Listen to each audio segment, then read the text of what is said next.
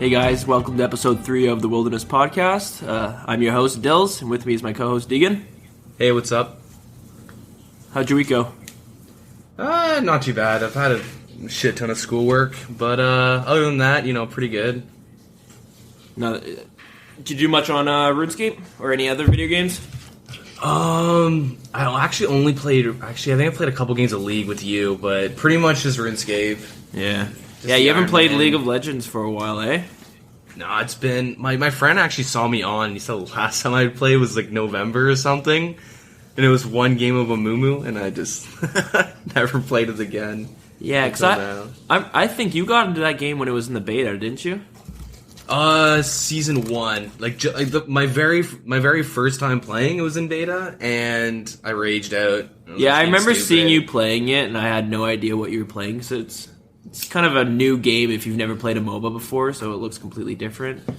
And yeah. I didn't even try it because it just looked kind of stupid. I didn't like the concept of having to restart. I just didn't like the idea of having to restart it every 40 minutes from the beginning. You know what I mean? Like, I was used to RPGs or MMOs like RuneScape where you're just constantly progressing and you can keep working on it. You don't have to reset once the match is over.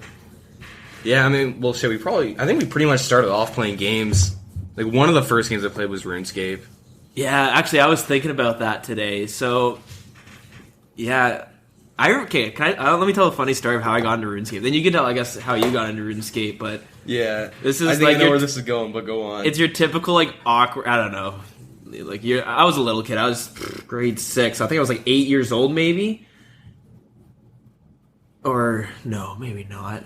No, you're not 8 years. You don't go to school grade 1 when you're 2 years old. What the fuck am I saying? No, you were... 12 years old, 11 years old, 10 years old, I don't know. Yeah, around there. Anyway, so I was going to soccer camp, and we never had a computer, with internet and stuff in our house. And I remember I was in soccer camp, and there was this kid there. And I'd only see him during the summer when I was at the soccer camp. But he was a year older, so I thought he was, super cool. And I remember he was talking to someone else about this game called RuneScape. And... the only times, I played a little bit on the computer, but the only game I knew that was, an online game was a game called Habbo Hotel. And, basically, if you don't know what that game is, it's basically a chat room, but you have, your little avatar you move around, and all you do is go and... imagine RuneScape, but instead of fighting and killing things, you just talk to people. Instead of Gielinor, it's a hotel. And, it was pretty lame. Sick Fernie falls and stuff. Yeah, the items you get, you had to spend real life money on furniture you can deck out your rooms with. But anyways, I used to think that game was the shit only because it was the first game I ever played where you could play online against other people. So I thought it was really cool. And then they mentioned RuneScape, so then I went to the library to try it out, and it was the best game I ever played. It was awesome. And so the next summer came around. And I went to go talk to them, and I saw them at the soccer camp again. And I was like, "Hey, you guys still play RuneScape?" And they're like, "No, that game's so fucking gay." And I was like, "Yeah, man, that game is so gay. I just want to talk about how gay it was." But I loved the shit out of the game. I was crushed so hard. I fantasized about us PKing together and stuff. I'm like, "Man, we're gonna be high levels playing together." And I was like, "No, okay, never mind." That's basically it. It's actually funny. My one friend well, yeah, you know Alex, but anyways, he used to play a long time ago, 10 or 11 years ago, but he told me him and his friend used to share an account, and they used to fantasize, man, imagine how good our account's gonna be when we're 40. Both gonna be sharing it their whole lives. I always thought that was hilarious. The same thing in school. I remember thinking, one day I'm gonna be 30 years old, I'll be working a job, but I could just play RuneScape whenever I want all the time, and I'll have 99 wood cutting and all this shit, but... you know what, now that I think about it, that's probably actually going to be a reality. For real. Yeah, no, I remember you telling me about RuneScape. I think, my first online game was StarCraft 1. Well, I think it was, 7. I was in grade 2, because that was when I first got MSN 2. And I remember, telling my friends I got StarCraft. But, yeah, I remember, technically, I guess StarCraft is my first one, too, because... anyways, we used to have a stepbrother, I guess, sort of. Anyways, and he was a lot older than us, and he would play StarCraft 1. And Derek, you remember Ryan? Oh yeah. Yeah, okay. So yeah, he was a lot older. We were really young, but he'd always be playing StarCraft 1 online playing those lurker defense games and stuff like that. User map settings and stuff. And I remember he'd let me play a few times. He'd always say in the alt chat, be like, "Hey guys, there's I'm gonna let this little kid play. Like, keep it tame." And I remember being like, "I don't really know what you mean by that, but that sounds cool. Okay, cool, whatever." Yeah. But anyways, yeah. So my week's been pretty meh. It's very typical. I got a really awkward story. Okay, yeah, go. Fucking okay. So I didn't mention this before, but I went into my second year, I guess, of my program, and I was like, what was your program again? So I was in computer programming. I swapped into architectural technologies. Okay. And, so I went in for, like, the first 2 days, and I was just so miserable in class. And, like, during the summer, I applied to it just to see if I would get in or whatever. Yeah. And, I ended up getting in. And I, 2 days in, I beforehand, I went and made sure that, keep my spot open because I might swap just because, never really enjoyed programming. I hate the people that are in it. Like in that program, everyone's just like an indoor kid. Like they're all so hard to talk to. Anyways, irrelevant. Yeah, so I end up swapping into my program, and this one's it's a lot harder and a lot more work, but it's definitely more fun, enjoyable. And there's so many hot chicks in it, which is the unheard of in my old program. Anyways, so I go into my statics class, which is just math pretty much, and I'm in class and whatever. Yeah, just doing doing the work and following along with the lesson and crap. And I see this there's a pretty cute girl that is she was sitting across from me, and I just kind of made a mental note. It's she's pretty good looking. Yeah. And I mean maybe 4 weeks from now I'll tell you guys I actually talk to her. Who knows how that goes? Especially after having ask her to borrow a pencil. Yeah, but yeah, so then my next math class, I have another, just a general math that you have to take for a semester. So I go in, I sit down, and I have my headphones in, and my teacher or my professor's late. So every time the door opens, I'm looking up to see if it's him. Yeah. And I'm I look up, and it's just a kid coming in, whatever. And it's 5 minutes passed. And I look up, and then that same girl walked in, and I looked up, we made awkward eye contact, and I just kind of looked away, went back on my phone. And then, I'm kind of guy that always sits in the back of the room. I just kind of go to the back right, which is good because people don't bug me, but it's bad because when people do bug me, they're, the most annoying, just fucking dumb people ever that just, don't care. Because the back's the thug life corner. The thug life area. The back of the bus, dude. Yeah. But it's where all the cool kids hang. And anyways, yeah, so I'm sitting back there, there's, no one really around me. And, yeah, I'm just on my phone, and I just see in my peripherals her walk straight towards me, and I look up, and she's looking at me, just awkward eye contact. And I don't know why, but I just spurged out so hard, I just got so awkward for no reason, and I start physically I just start fidgeting and moving, and I actually just start moving my hands, put my phone on my desk. I'm what the fuck? And I start panicking, go into my bag, try to I think I did it calmly, but I was probably all fucking maniac and shit, just ripping shit out of my bag, putting it on my desk, all my my math shit. And I'm all right, pull out my phone, kind of play that one off, and then she sits right in front of me. She puts her bag down, and she goes to grab something out of her bag, and I look up, and as I look up, she's looking at me again, and I start fucking just twitching super hard, and I'm fidgeting nonstop, and I'm so awkwarded out, and she definitely knew, 'cause she just started smirking and giggling, and I'm holy fuck, this is... And I, went to go into my bag, but then I realized I took everything out already. So I'm holy... Okay, just pull out my phone and just, start fucking with it. And the professor teacher, this kid's having a seizure behind me. God damn it, it was so... a year from now, I'm going to be cringing about that moment. I know it. Holy shit, it was so bad.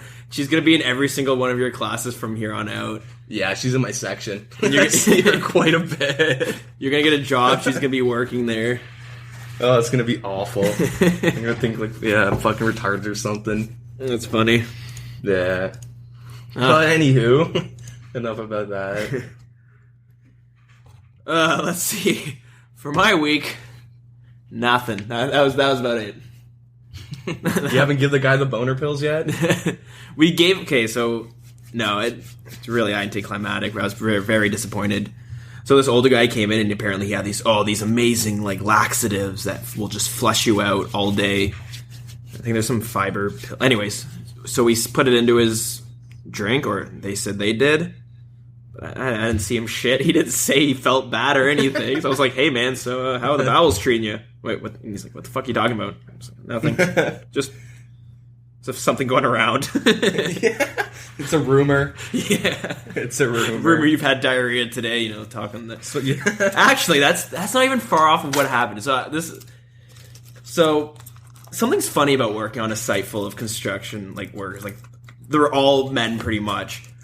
But there's more drama and rumors spread there more than like Jersey Shore. It's so bad. Like a schoolgirl bathroom times 2. No, it's terrible because I can't really go into details just because it won't make any sense. But it's basically like, let's say you told me you watched a porn of a threesome, whatever, some regular porn thing, and that's like me going to work tomorrow and being like, "Yo, guys, somebody told me they watched a threesome porn yesterday." On the construction site, that will actually spread, and it'll everyone will know, and you'll be sitting there being like, how does that come up in the conversation? Talk about the weather, talk about sports, whatever the fuck, small talk. That's the one thing I noticed when I did labor for a little bit. That, and then there'll be one girl, or female, fucking woman, I should say, shows up on, they're not fucking little girls. Non-male. There's a non-male shows up on site. Non-male. A neutral gender. No, anyways. So one female will show up on site, and I remember I'd be working, just moving shit or a rake and doing whatever the fuck they wanted me to, and someone would come up, and it's always this guy named Rick who's a 50-year-old real creepy dude, and he's like, oh man, you see the hot babes over by the boat? Because we were working on the island. Yeah. He's like, oh no, yo, come bring this, we'll go talk to them. And you walk over and nah, those are fucking those are the manliest chicks. Those chicks are fucking nasty. That chick's got a jawline times 2. She makes me look more like a woman. What Pretty the sure hell? every one of them is a lesbian. Yeah. But everyone freaks out, and it's they're not hot, man. They're just construction hot. There's no other chicks around to compare. Yep. No, just that happens. Yeah. Construction hot. You add 2 points to whatever it would regularly be, so a 6 becomes an 8. Yeah. Some of the men start looking good. But so for me, dude, what have I done on RuneScape this week? Nothing too much, actually. I've been kind of, besides the Iron Man, we'll skip out the Iron Man stuff. We'll talk about that later. I've been doing some Zulrah because I just kind of learned the fight this month. I would say, yeah, I'd say I have it on farm now, so to speak.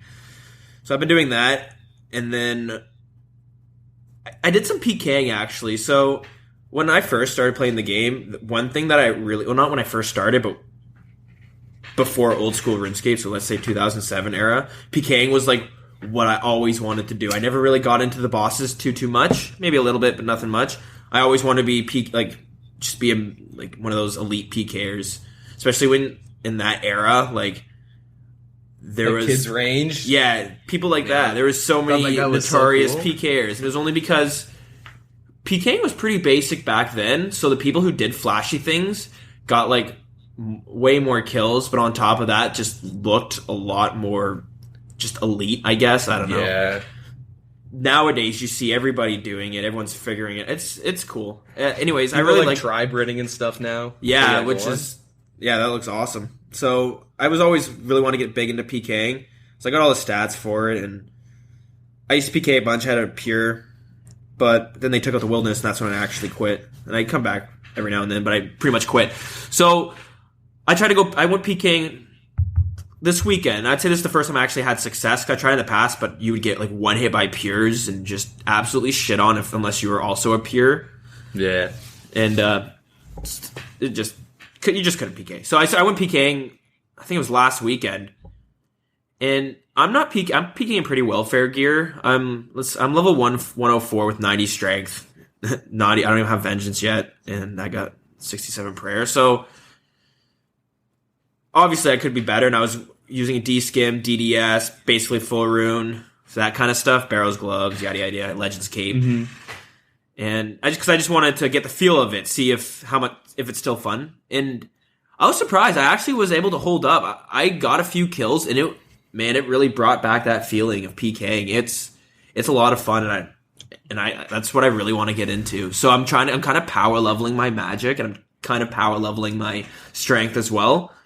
Just because I just want to get to that point, just so I can actually, if I want to take a break from bossing or Slayer or skilling or questing, I can go and do something that's really, it's mainly for fun. You get some profit, but the profit is... you can't really bank on it because if you die... Yeah, you can't be like, PKing's my main money maker. You know? So that's what I've been working towards. As for other games, I've played a little bit of League of Legends. Played some Elite Dangerous, and that's about it. I'm not really getting into any other games, really. Like, I want to get into Battlefield 1 maybe when it comes out. I haven't played a shooter in a while since really Destiny. I played Destiny a shit ton. And then I look back and ask myself why. But... yeah, I mean, I pre-ordered Battlefield 1. Kind of regret it. Yeah, you're not supposed to be pre-ordering. I haven't pre-ordered a game in forever. That, and, like, I wouldn't be surprised, like, December comes around, I'm like, oh, I have this game. Like, shit, I forgot all about it. Like, that's true. Like, I've been so busy, and the only time I have time to play games, it's like, I'll just play some RuneScape. Yeah. Something I can do while I'm doing schoolwork, or, like, just, like, before bed or something. It's just like you don't have to invest in it. There's so many things in RuneScape that you can make something intense, something relaxing, something tedious, if you want to be annoyed for some reason. But yeah, the last time I pre-ordered a game, I'm trying to think back. Honestly, I think it's Duke Nukem Forever, it kind of explains why I haven't pre-ordered since. Although I actually did enjoy that game. I found that game to be fun. The online, I actually had so much fun with it, mainly because, like, I probably played it for, like, 2 days and never played it again, and I was also shitting on kids the whole time, but, like, I don't know, it was fun. It's just, like, an arena, like, I remember being really fast-paced. It kind of reminded me of, like, a Quake-esque kind of feel, but sadly, I let a friend borrow that game, and then he gave it back a month later, and it was completely dead, so there's that. But okay. So let's get into some RuneScape news, because there's been... I guess there's been a fair bit, I guess. A patch came out today, or an update with some cool things, and there's some other things that we could talk about. I would like to talk about, actually, because... So let's brush over it quickly. So, the new update, we talked about it last week, is the Elite Slayer spawns, and they actually, they go in more detail about it. They have unique drops and stuff like that, and then they've also buffed some Slayer monsters. Buff the drops, and as well as they made some tweaks to Blast Furnace. It's a little controversial, but I think it's more positive than negative. Yeah. As of right now, like as of today, like September 15th, it's on like only World 358, for the Blast Furnace. So I think it's like a monitor bots or something. Yeah, maybe, because that's part of the controversy. But let's go back to the top and let's go talk about some of the Elite Slayer monsters. So we were kind of speculating last week, but if it does spawn for you, only you can kill it. So, yeah, that's there. 3 times loot when you kill it, so it's going to drop 3 times, but it also has some unique drops. I'm not sure if every monster in this, because there's a giant list of all the monsters' effects. I don't know if it's every Slayer monster. I didn't really look, to be honest, but they are all Slayer monsters. So I'm wondering if every single one of them is going to have these as the drops. So they got some unique drops, which are the Mist Battle Staff, which is unlimited air and water. Dust Battle Staff, which is unlimited air and earth. They have an Imbued Heart, so there's a magic potion you can get, and it boosts it by... I don't actually know how much it boosts, but it's not much. I have 85 magic right now, and I think it boosts it by 4 or 5 levels, maybe. Yeah, the magic potion doesn't do too much. No, it doesn't do much. So they have an Imbued Heart, which is... seems like it's going to act like anyways, it has an unlimited boosts, which will give you 1 level plus 10% of what your level is, and it has a 7-minute cooldown. So it's like kind of like an unlimited potion. I know some people, I guarantee some people are going to bitch and compare this to RuneScape 3 probably. I think this is cool. I see no problem. Magic potions. It is for magic, right? I didn't misread that. Just want to double check. No, yeah, it is. It is for magic, so it's not like, having your magic boosted is super overpowered. And it's only every 7 minutes.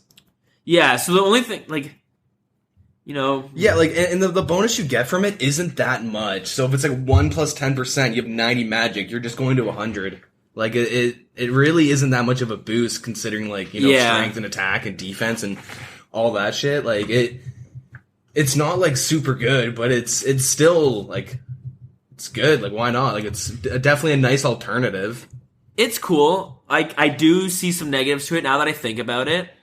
But, it's pretty cool. I don't think having a boost to magic is super overpowered. I don't think it does too much. It might help in PKing if you can't, use vengeance yet or something like that, maybe. But if it's tradable and how rare it is, it could be worth some money. So maybe people aren't going to want to bring it out. But I would definitely disagree if they put something like this in for ranging. Like 100%. Yeah, like, I think like magic is like the only stat they could really do this for. And like you're like not many people train with like they're going to be using magic on like dragons or if they're like barraging or bursting like the skeletons in Apatol. Like it's not like it can be super heavily abused. Like it's just kind of like, well, I guess wyverns too, but magic sucks. Everyone hates like leveling it. It's like, here you go. Like, for the most part, it has a lot of utility, and they're still adding to the utility, which stuff like flax to bowstring. They added that spell in I think last month. This summer they added it in. Yeah. So, anyways, also they have also done so in the catacombs. There's a chance to drop. There's a 100% chance when you kill one to drop a totem piece. There's a 100% chance to drop its ensouled head, and there's a 10 times chance of getting a higher clue scroll. So, for those that you don't know, Catacombs is on Zaya. It's a cave underneath, and it introduced a lot of Slayer monsters and other monsters that were kind of like a higher level and a stronger variant of it that had better drops. Yeah, it'll range from like hill giants to like brutal black dragons that go like level 28 to like 300, or I think they are. I forget what level they are. Yes, yeah, exactly. So there's tons, and they've also in the middle there's like it's like an altar, but it brings you to like a demi boss, they call it. So when you kill monsters, there's a chance that they're going to drop a totem piece, and you need 3 pieces of the totem. Once you get that, you can trade it in to go fight the boss, which has a 100% drop rate of a hard clue scroll, and it also has some pretty good drops. Yep. Although the thing is, you can't farm it because the totem pieces are pretty rare. I've killed a bunch on there, and I've only received one part of it.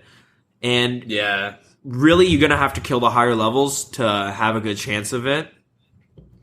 I mean, when they first came out, the totem pieces were dropping like so often that they just kind of nerfed it really hard. I think it's like 1 out of 28 for like a lot of the higher end monsters. Mm-hmm. One thing with the boss that like I don't know if they changed, but at the time when I was looking into it, if you die in there, you can't get your stuff back. Like I don't know if they changed it or not, but like so it's pretty risky to go do it. But also at the time I was looking into it. It would like pretty much a guarantee of 150k per kill. Yeah, like just with all just with the loot table and what you're gonna get, like rune plate bodies and stuff. Like, yeah, it's not bad money, and it's also fun. Like I watched the boss fight. Like I've never been able to do it myself, but maybe I'll get to now. Like I can slay in the catacombs, but like the boss fight actually seems really fun. Like there are like mechanics where you have to go around and like kill certain things and pray this when you're doing this, and I don't know. It looks like a neat thing, and it's kind of nice that you have a better chance to get the totem pieces now. Yeah, I like it too, and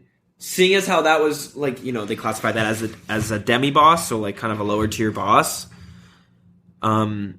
Hopefully now this is we'll talk about. I don't want to segue it like this, but hopefully the raid bosses are pretty well done. They have some pretty cool mechanics to it, but I would like to talk about the raid afterwards. I got some things I wouldn't mind to discuss, but anyways.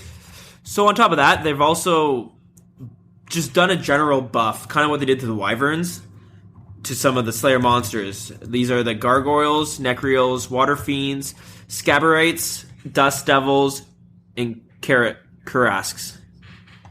Carracks. I have no idea. Carrask sounds right. I feel like the people who, like, when they were making some of the locations and items for RuneScape, they never said the words out loud. They just kind of wrote in letters. And well, they're probably British. They don't even speak English normally,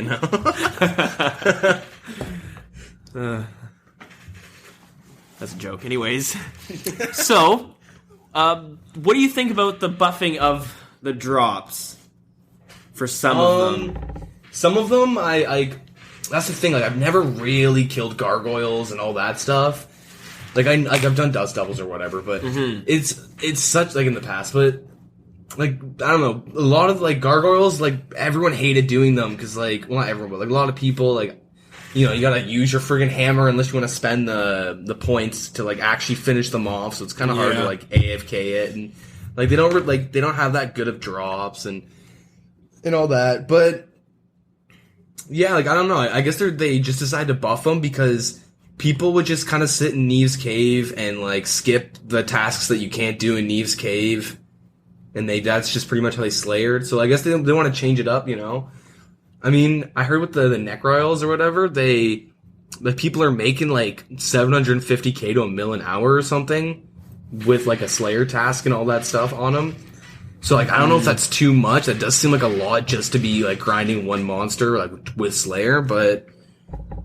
Yeah, like, who knows? They're probably gonna nerf some of it. That's usually what they do. I feel like Jagex overtunes a lot of things, and then once they, like, I don't know, once they realize they did it, they kind of backpedal pretty hard, and then they'll, like, bring it back. Some say even a bit too far, but... As much as I don't like that way of doing things, it makes a lot more sense than undertuning something, because the way... I'm not trying to generalize, but it seems like if they don't do a fairly good job with whatever content it's... You know, I want to say it's going to be dead content right from the get-go, because people always throw that word around. But I don't think that's necessarily true. So, but anyways, I can see why they do it that way. Yeah, I mean, they don't really have any, like, real beta PTRs, like, no public test realms or anything like other MMOs have, so they can actually figure it out. So they kind of it seems like they kind of freeball everything and hope for the best. Which, I mean, I guess it's the only way they can realistically do it, because let's be real, they had, like, a PTR to, like, oh, hey, do you two want to go kill dust devils for 2 hours and see if the drop rates, like, no one's gonna want to do that. Yeah. So they kind of just go with it, and, like, as long as they're quick enough on the updates and, like, fixing it and getting it to the right spot, like, that's all that really matters. Yeah. As long as they aren't trying to overtune it and they do act upon it. So, my feelings about the Slayer drop buff, for some of them I do agree with now, and then some of them not so much, because the thing is, I think there's a lot of variety of monsters in this game, and it should be okay for some monsters to have, like, a unique drop that, you know, might not be worth too much, and maybe not the best drop table. Sure, people might not want to do them, but, like, I still dig gargoyles, and they were very meh, but it was nothing that I was like, fuck this task, I'm never going to do this task. What I think would have been a better route, which they did this with the catacombs. They added in, you know, I'll use the example of aberrant specters. They added in a stronger variant called, what's the name? I don't know I forget what it's called, but it's a stronger aberrant specter. It's something else. Fuck, that's going to bother me. Anyways, it was a lot stronger, and it was harder to kill, but it had a better drop table, and it was in a multi-combat area, so you can kind of AFK it a little easier. Mm-hmm. I like the way they did that, because this way you had to choose to kind of venture out there into this area, and, you know, it's different, you better loot, but harder to kill them kind of deal. Yeah. You know, like the Dust Devils, for example, them buffing that, I never had a complaint about I found them, I liked the experience there, and I found the drops were fairly consistent, that I had enough alchables and runes and stuff like that I walked away kind of satisfied, not complaining. So, and then you got the Karasks. And they actually added a new unique drop called the Leaf Blade Battle Axe, which it's going to be, apparently it's stronger than the Leaf Blade Sword, and it's going to be just under the DPS of a D-Skim. So, I'm okay with that. Yeah, I like that. I never liked doing that task in general. Yeah. But, you know, now I kind of want to do it just to get the battle axes. Yeah, it looks kind of cool. It looks pretty, like it's minimal, I guess, if that makes sense. Yeah. But it's cool. I don't mind it. And then also, to sum up the last of the update, for the most part, they've also done a bunch of changes, like little tweaks for Wintertod and stuff. But it's the blast furnace.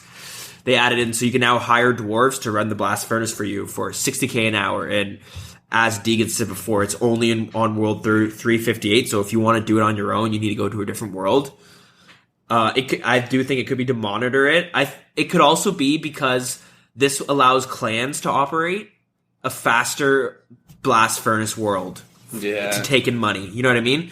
Which is awesome because, again, we talked about this last week about it being a sandbox game. I love hearing things about groups of people doing these really obscure, jobs and clans because, like, honestly, they can't be making that much money where that's better to do than Zulrah.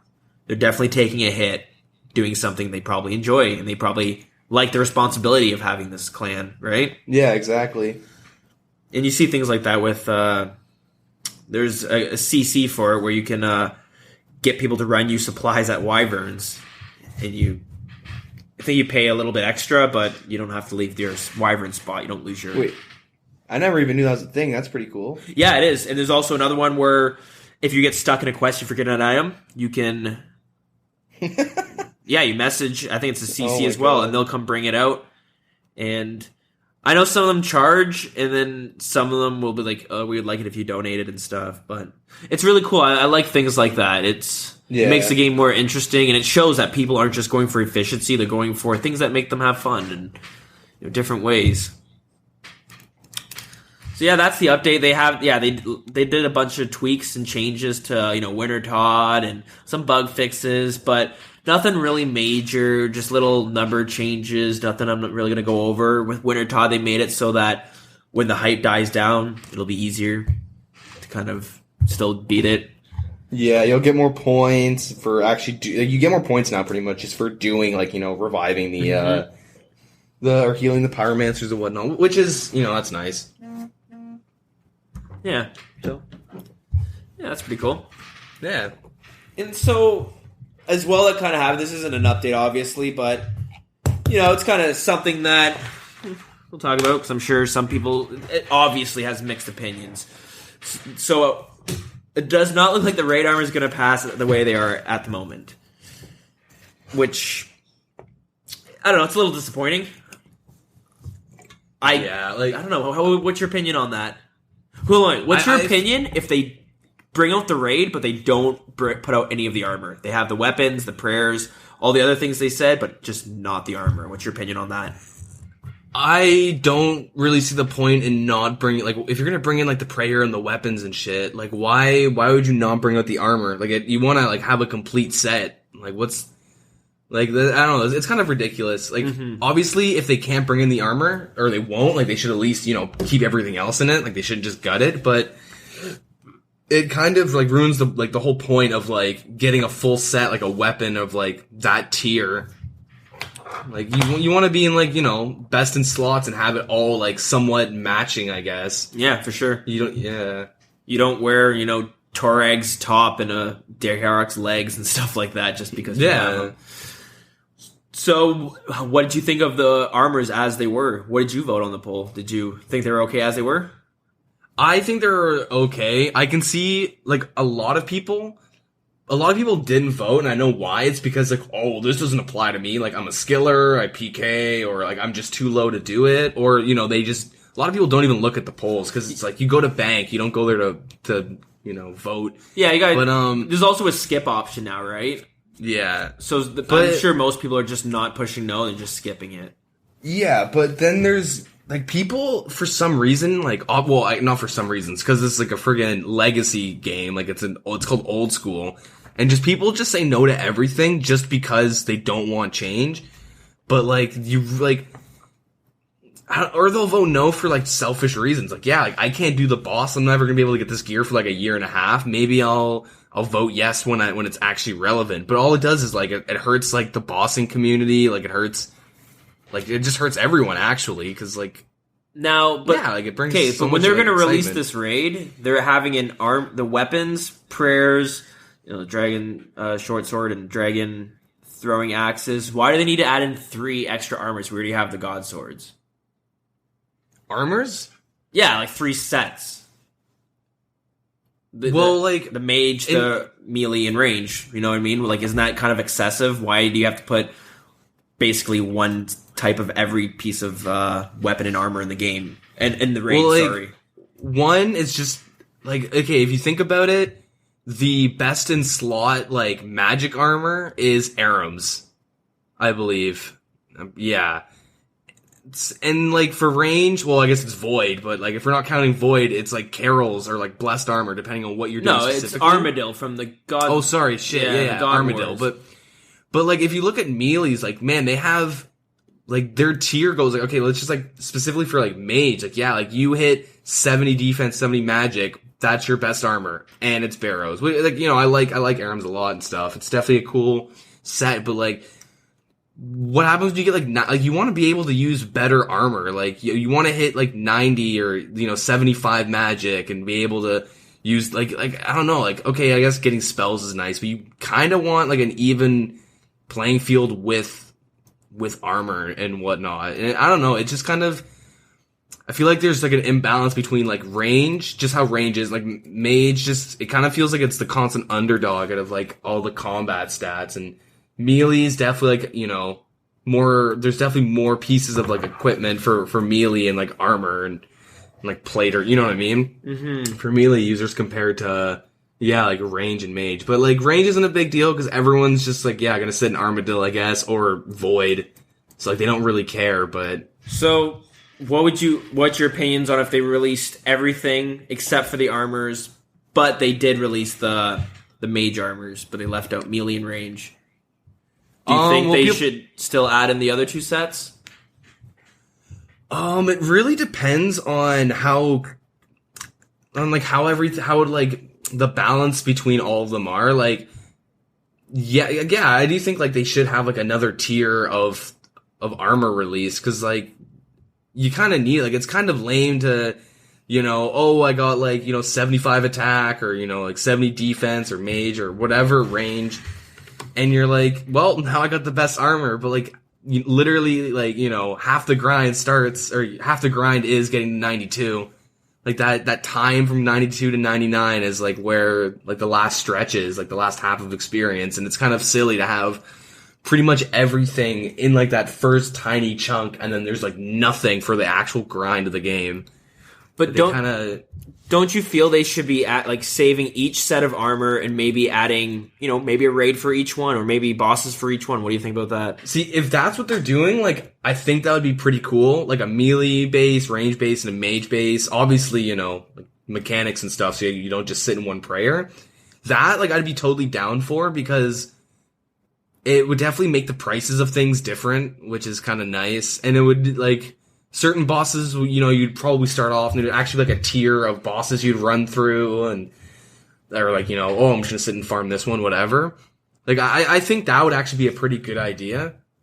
I just kind of want all the armor to be in. It's kind of silly that, you know, it's not, like, it'd be nice to see some variety out in the world.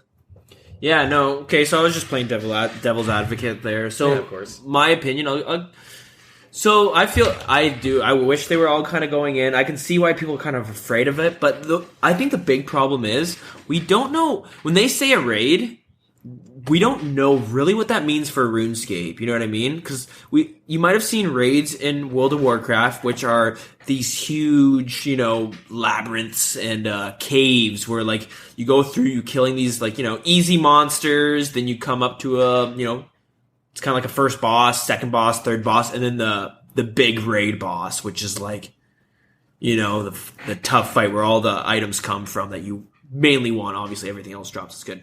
So the reason it'd be cool for them to add in all these armors is because this kind of gives them the chance to make a grand master of updates for, like, a giant raid. I mean, like, bigger than a God Wars. You know what I mean?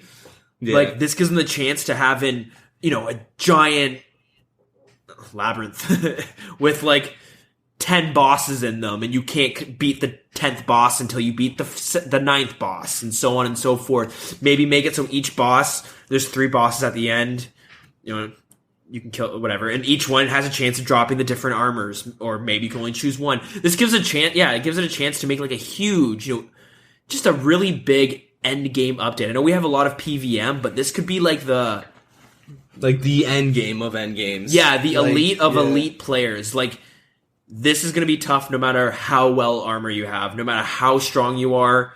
It's going to be tough. You're not going to be able to just prey flick. You're going to... It really opens up some doors to have like a huge... show us what they can really do. We've seen in the past what they have the potential to do. You know what I mean? This could turn out to be like the bee's knees of PVM updates. Yeah.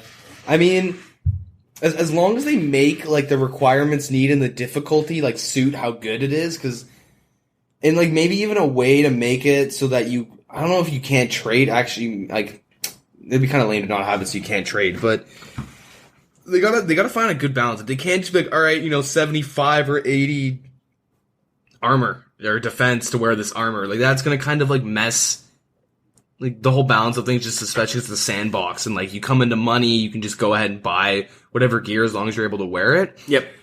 So they have to be, like, really careful on how they distribute the items and, like, the chance and all that stuff. Like, they gotta find, like, a safe balance. And it's gonna be hard, though, especially because they've never been super specific on, like, how it goes. Like, other MMOs, like, WoW, like, they go, here, this is what we got in the beta. Like, everyone, like, literally go play it for yourself, and then, like, the developers talk about everything in super depth. Like, not all games, but a lot of games have, like, this is what we're doing, and, like, this is, like, the specifics of it. Like, it feels like, hey, hey, kids, like, read this text about, okay, like, would you like new armor in this boss? Like, no one, like, I don't know, I think a lot of people might be like, yeah, we're just probably scared to say yes, because, like, what if it's, like, super overpowered, and they accidentally made it easy in the beginning to get, and then there's, like, a huge influx of it, and then all of a sudden, like, yeah, everything is shit compared to it, and everything drops, like, 20, like, Bandos goes down, like, 20 mil in total for the set. I think that's what everyone's, like, afraid of. That's the problem with the, like,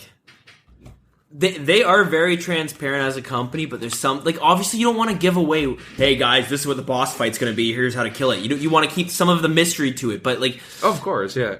Oh, it's hard when, like, it can go bad very easily. Like... What I'm expecting to see is, like, this giant raid. You're going to need, a bunch of people, skilled people. You're going to need communication. You're going to need to talk to each other. On top of that, like, be prepared to spend a good, couple hours in this raid. You're not going to be able to farm it. You're not going to be able to, like, oh, it's just 2 kills in one run. I want to see something where the boss, I want it to be common for there to be someone who died during the boss fight before it died.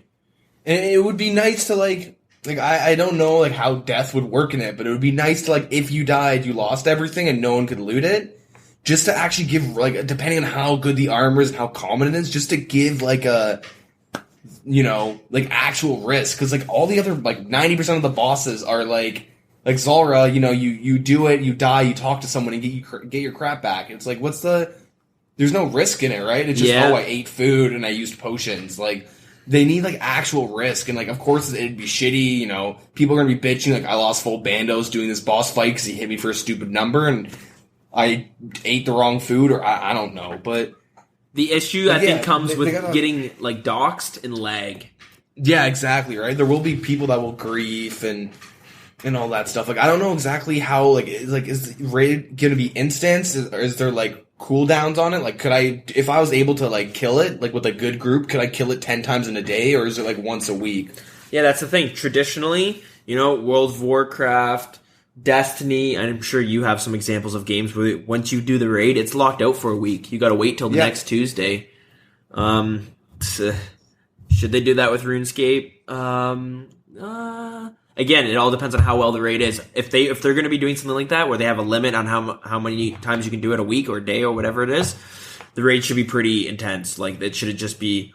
I don't want it to be like, okay, you walk into through a door and you're in a room with a boss, and the raid's started and it drops 17 different items, and you know what I mean?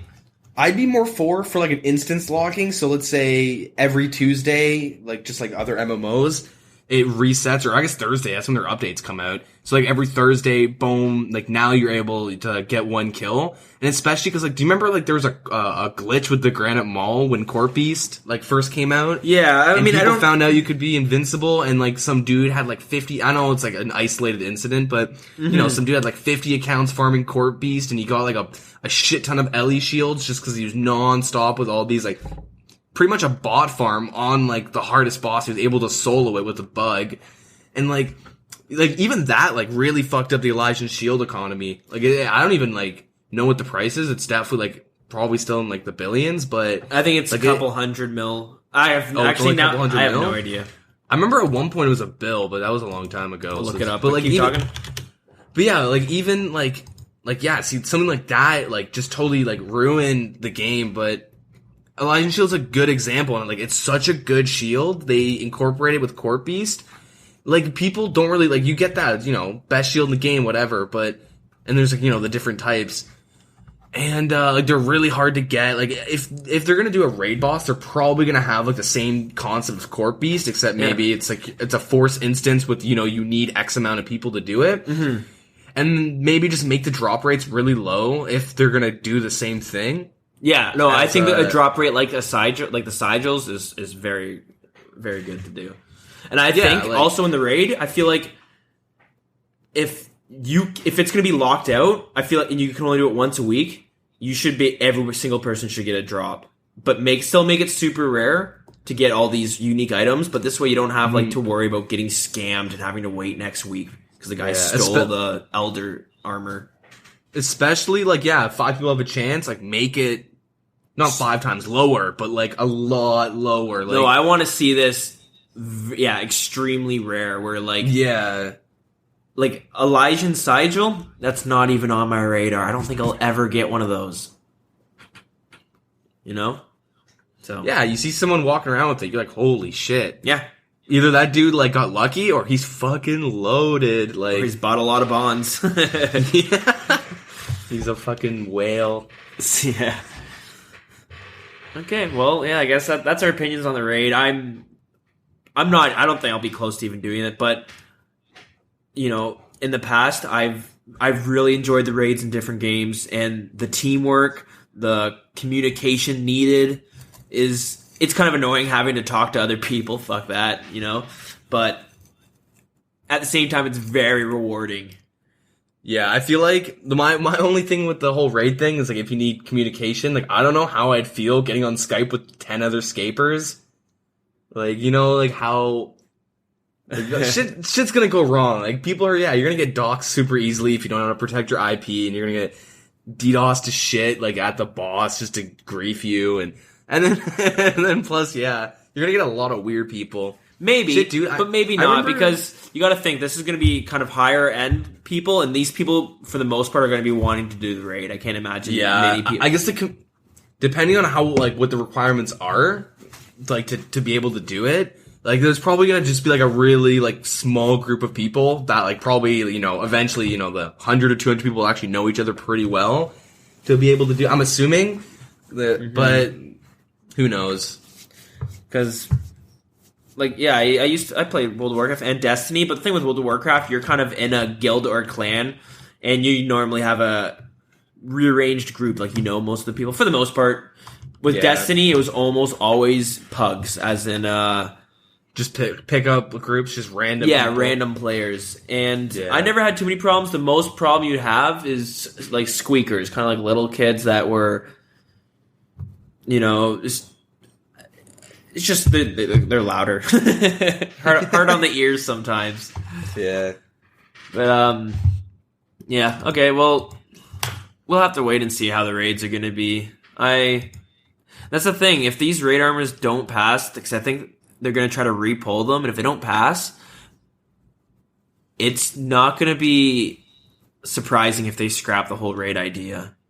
Yeah, or if they do, like, I don't want a raid that's going to be like so anticlimactic. They're calling it a raid. I want this to be like, I want to be blown away. I want to be out following Reddit and Twitter and stuff during my day at work and watching people like trying to figure it out like they did with Monkey Madness, and just seeing like, you know, really big positive response. Yeah, the strategies that people would try and come up with, and Yeah, I don't want to hear about how like somebody killed it within the first 10 minutes. It'd be cool if it was very difficult in the fact that like the first kill happens hours after it's out. You know what I mean? yeah. And that would be cool to see teams racing to be a world first. I don't know if they have shit like that, but they do in... All right, one quick question before we move on. How would you feel about if the raid scaled? So let's say, you know, 5 people, you have 5 people in a group and you can get like X items, you know, or if like up to like say 20 or 30 people, and as you like have a bigger group, the better items you can actually get. Like, what would you think about that? The better the items? Like if they have certain like loot tables locked to like the amount of people you want to bring in. So yeah, if it was something like that where like the loot tables would increase a bit, I would still want them to be extremely rare. But if that happens, I would want them to scale up how hard the monsters were too, so that even if you have 20 people, I don't want it to just be 20 times harder. Make it even harder than that, because this way, exactly. You can't just have some guy tagging along getting free kills. That if he's like, people are gonna have to pick up his slack, and it's not people are gonna be pushed to the limit, so no one's gonna be able to help this guy through. No, exactly, yeah, like because it would definitely help with a lot of like issues that could come up. Like, let's say you find a way to like abuse it and, you know, glitch it out, just like with Court Beast. Yeah, you know, and I'm gonna bring 5 alts. I'll just give 5 bonds, or you know, like, but now I can't get the raid armor or like these weapons. I can only get like a D short sword or long sword or short sword or whatever it is. Mm-hmm. Like, I don't know. I think it would be interesting to like unlock certain pieces of gear the more people are in. But I mean, there'll be like a lot of, you know, people that will complain about that concept. That's interesting. You couldn't have the cap too high, but again, I'd want the damage from them to scale, or maybe just make them you're hitting less. It would make more sense for them to have a higher defense, or you're hitting less. So yeah, exactly. But because with World of Warcraft, they have 10-man raids where you need 10 people, and then you have 25-man raids where you need 25 people. You're gonna think 25-man raids might be harder because you have to, you know, coordinate with 25 people, but that's not actually true, because when you're with 10 people and let's say you're not doing your job, they've just lost 10% of their manpower. 25 people, if one person goes missing, they lost what, 4%? Is it 4? Well, they've changed it up a little bit, like with how WoW raids, it's like they have a thing called Flex now, which was actually even a better example on how, like, you know, generally, you know, 10 people, and then you could have 11, 12, 13, 14, or 15, like, whatever. Yeah. But each person that comes in, like, it's a flex, so, like, it scales everything up by that one person. And then up to, like, 25. And then there's also, like, a separate difficulty that's, like, the hardest difficulty, and you have to have 25 people. Mm-hmm. So, like, it's kind of nice, the two difficulties, like, it scales between, like, 10 and, like, 25 or whatever. So, like, they could even do something like that, but, yeah, who knows? We'll have to see. There's so many different ways they could tackle this. They could make it similar to dungeoneering, which is, it's kind of like you go into this cavern and you have nothing. You'll find, you know, some logs on the ground and a knife, so you'll fletch yourself a bow, and that's the bow you're going to be using, stuff like that. That'd be pretty cool to see, because it would allow people who are, you know, jack of all trades, allow them to be more useful, and it'll give, like, kind of, you know, oh, let's bring this guy because he has a high herb lore. He has, all of his stats suck, but his herb lore is really high, so we can benefit from him doing whatever. Yeah, I actually really like that idea. Like, instead of bringing in dungeoneering, like, just make raids kind of like how dungeoneering was. Yeah. Where, like, you need, like, looking for a guy with 94 magic to cast vengeance for this, like, open up this door. You know what I mean? Like, you need, like, specific, that would actually be such a good idea. Yeah, think about it. And, like, you go in there and, like, they have a bunch of ores. And, okay, can anyone smith rune armor for us? Because that's the best armor we're going to be able to use. And maybe when you get the, I was going to say, maybe, you know, you can craft some armor, and then as you kill these little monsters, they drop maybe better gear. I don't know. You know what? Yeah, if they took, like, a dungeoneering aspect to it, that would actually be, like, really interesting. Yeah, I was hoping they would, but then I think they've thought about utilizing multiple skills, and they've also thought about only being able to use your skills. Yeah. So we'll see. There might be like maybe shortcuts where you can skip monsters if you have, I don't know, high enough smith or mining to mine some rock. Who knows? Mm-hmm. We'll have to hopefully get more information. And honestly, I think it's just around the corner. Yeah, like hopefully that's their next big update. I really hope they get around to like at least we're like I want to know more about it, even though like it's kind of irrelevant for me as of right now because I wouldn't be able to. I want them to say like, I want you guys to expect World of Warcraft and not, I can't think of a game, and not Halo. I don't fucking know. Yeah, I know. Just give an example so that we can be like, okay, this is going to be huge, or oh, their take on a raid is actually just, horde mode.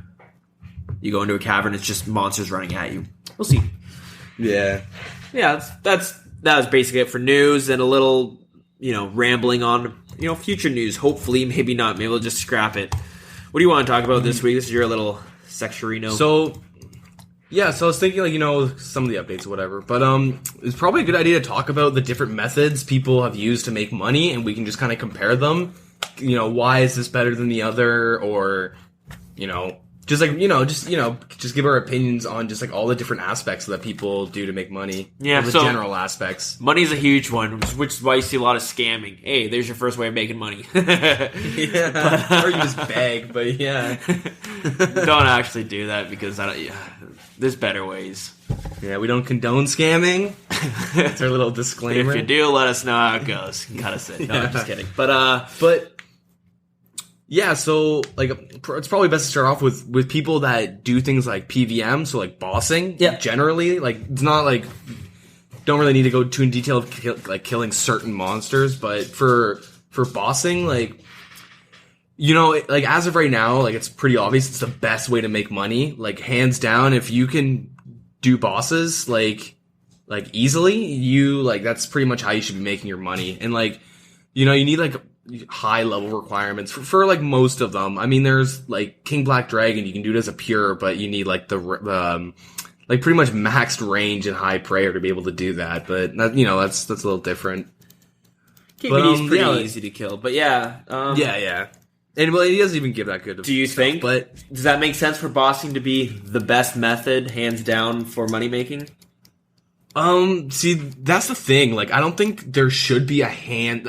There's, that shouldn't be the hands down. This is the best and safest way to make money. It's always bad to have that. You should always be open to want to do other things, just for variety, so you don't get burnt out from bossing. But yeah. With bossing, you need, pretty high level requirements, especially for, the good bosses. You're gonna need, 90s plus, max stats, preferably. And, well, for some of them. And then there's also, the initial money investments. Certain bosses, you need to have, this type of a gear. Or, you know what I mean? Yeah, you're gonna need some good gear especially if you're wanting this to be your money making method, you're gonna want the best gear you can. You want to kill them as fast as possible. Yeah, exactly, right? So the more money you put in, the more money you're going to get out of it if you can do the boss. Implying you can do it easily. Mm-hmm. And so there's, a pretty big initial money investment. Plus, Zulrah, you spend a lot of money learning the rotations because, it's just, a lot of memorizing. Or if you have two monitors, you just, open up an Imgur or something, a picture of, the list of rotations. But even using that, I think it took me, 12 or 13 tries to kill Zulrah for my first time, and you're spending a decent amount of money on food and potions and all that crap, and I was using a blowpipe, so the charges and the darts for the blowpipe. Mm-hmm. And some of the bosses, they're I think there's 6 in the wilderness, including King Black Dragon, because you can only really get to him if you run through the wilderness and pull that lever. Yeah. And when I was doing KBT, I remember a really intense moment, me and my buddy.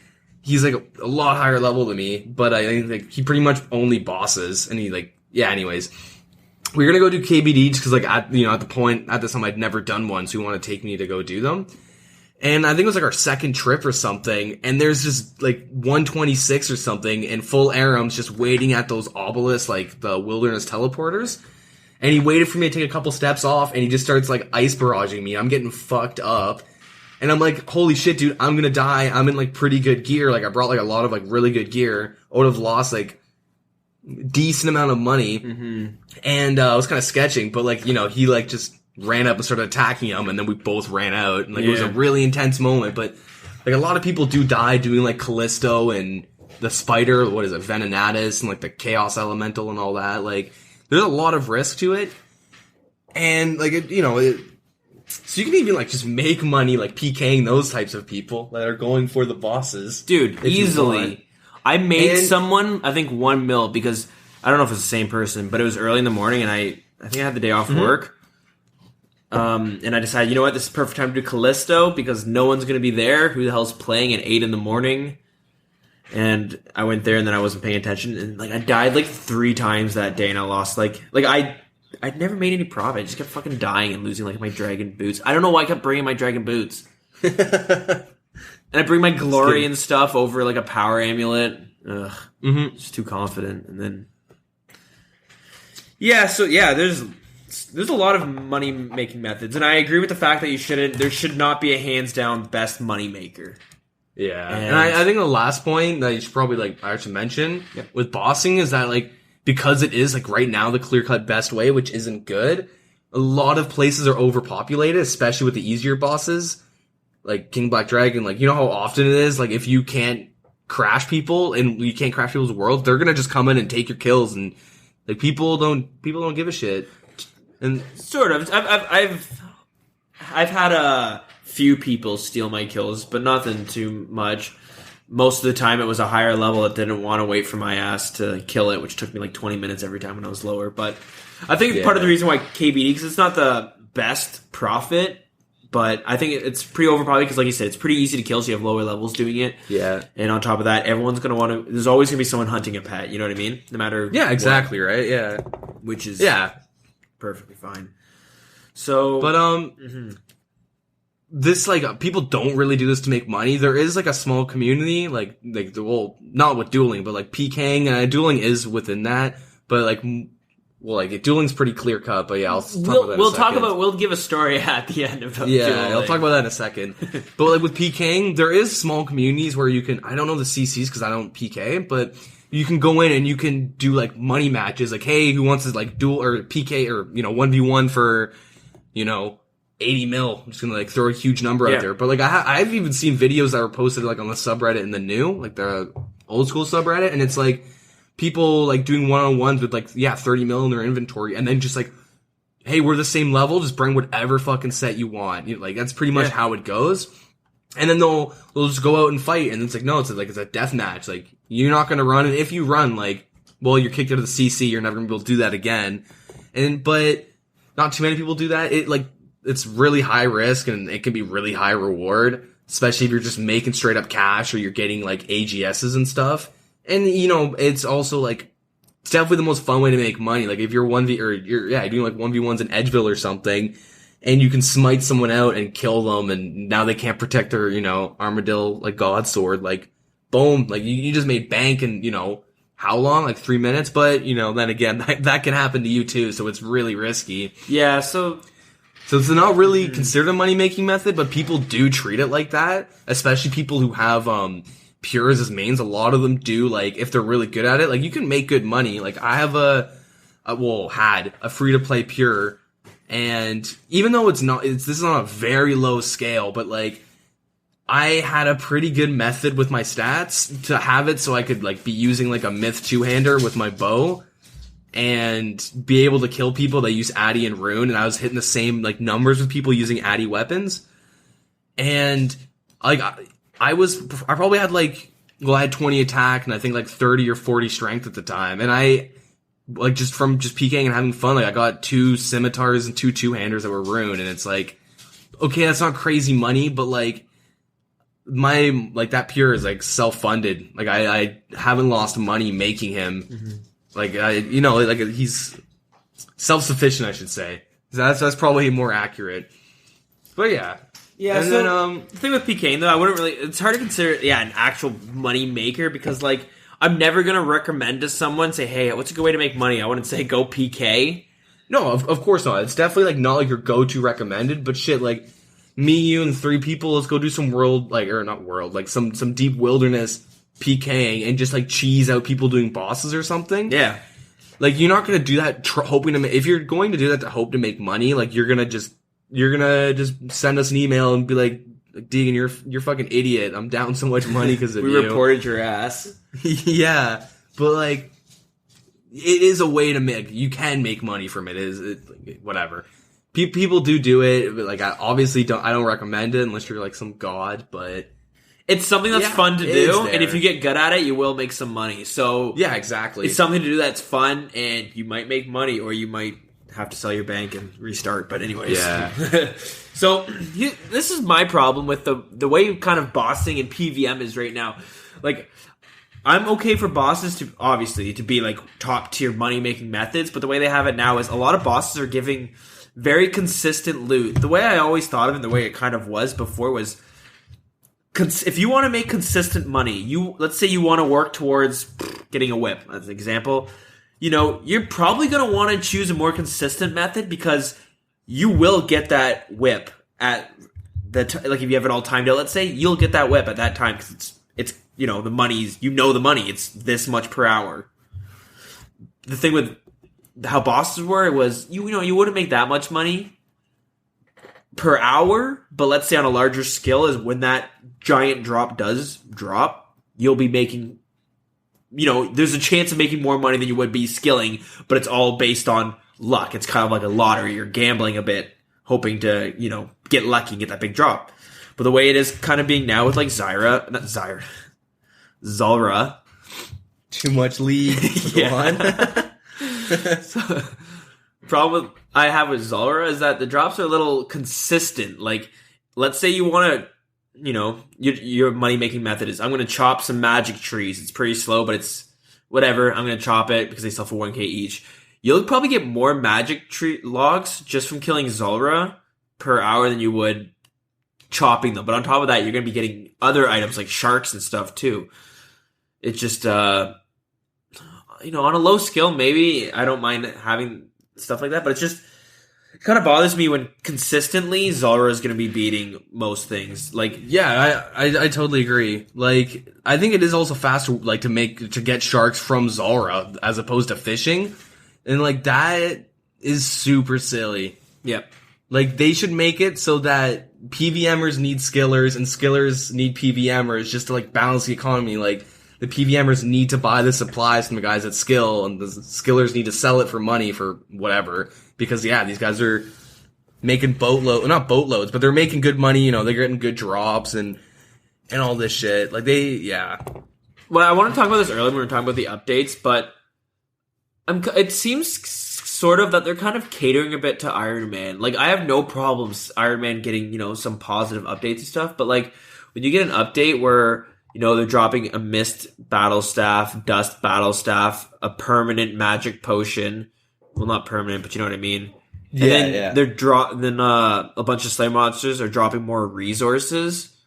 Like, obviously, the way an Iron Man plays is not going to affect me, but it just seemed like we got a lot of freebies. As in, we got a lot of free air and water runes, air and earth. We got a free, you know what I mean? Like, unlimited magic.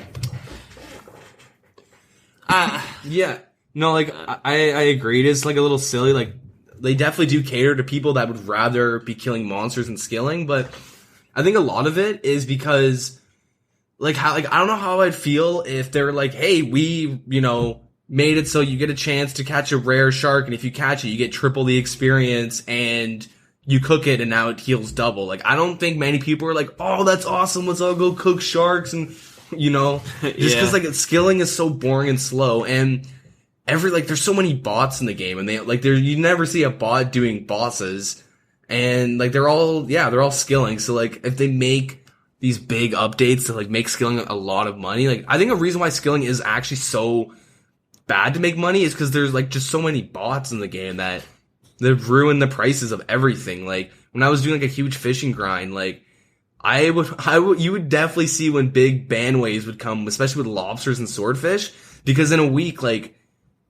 shit, like, there was at one point where, like, lobsters were, like, 250 gold, GP, like, cooked, And then I was like, sweet, I'm gonna sell them. And then like a week goes by and they're going for 92, and you're like, what the hell? And then I wait a month and they go back up, and it's like, it's super silly, just like, because with all the bots and whatnot. But they do need to somehow make it more balanced. They have to, because like, I don't know, like when I play like Scape, I prefer to skill, and like, because like if I'm watching Netflix or something, like I don't hate it, or if I'm watching a TV show, but I would definitely prefer to feel like I'm getting something accomplished, even if it is just a video game, as opposed to like, well, I watched a whole season of Game of Thrones today.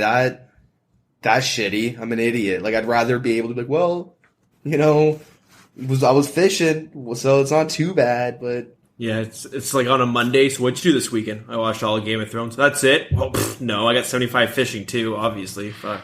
Yeah. And like, yeah, I don't know. I feel like skilling will always just be there. It'll just kind of be there to do it if you want it. You got the time, why not? Yeah. Yeah, it kind of gives you a reason to play the game when you don't really want to play the game. And then you just go boss. It's a way so you can never escape the game, even when you don't have time to play on the game. You can still play the game. Yeah, exactly. I mean, yeah, it is silly how like you're getting good resource drops from bosses and stuff. And I mean, they should take that out. Well, wait till they come out with mobile RuneScape. Oh, fuck. Yeah, for real. Got 5 Jagex points that can now cut down a yew tree. Like. And with my job, I can literally stop and have a smoke and stuff whenever I want. Dude, I'd be fucking woodcutting all day. Oh, shit. Back when you could splash for 6 hours, a big thing I would do was, it's actually kind of fun. I was like I was way too addicted at one point, like a couple of years ago. Like I would get on, I would play RuneScape all day, and then I'd go to bed, set up my splasher, and like I just, I don't sleep like, I sleep for like little amounts of time, but I was always able to sleep and get up for school before I logged out for splashing.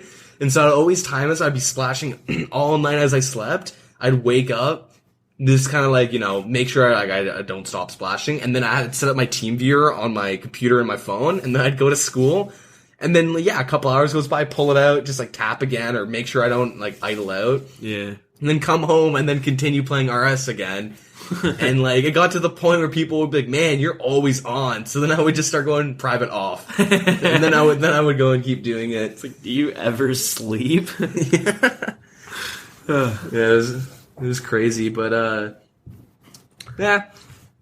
But yeah, I pretty much covered like PVM and skilling. Yeah, for the most part. The Winter Todd is a really cool. I like that they did that. They kind of making they're actually giving a shit about skilling, making more money, making methods from skilling. It is cool. They like combined skilling and PVM. The kind of quote unquote is a boss quote unquote. But it's cool how they kind of they bring them together and hey, you can make some good money. And that's really cool. I'm glad that they have that on their radar and stuff. Fuck, I could go on and on about RuneScape. I was going to go off on a tangent about an update that I was thinking about.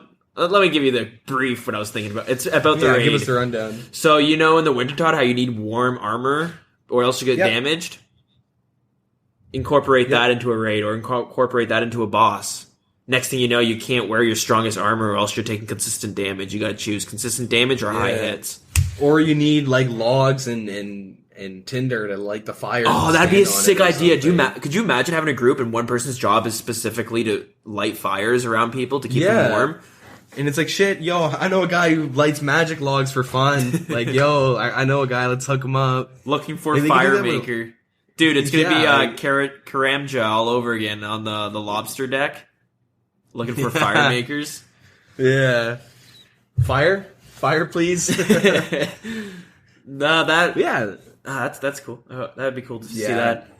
I think the biggest answer to the skilling in PVM, economy, issue is just, do things like Wintertodd, bring them together, except, maybe incorporate more of the boss killing or something. But, if you incorporate, you make people I need 90 fire making, or, I need 90 smithing, or just something. I need this stat, farming, I could, something to add on to the list of goals you have, because I'm sure most people now have I'm gonna list in their head. Yeah, now I'm gonna benefit a group for doing bosses, and then now I'm making good money, and Yeah, I mean that'd definitely be a good solution to both of them. Yeah, and there's so many things they could use that for. You know what I mean? Whatever.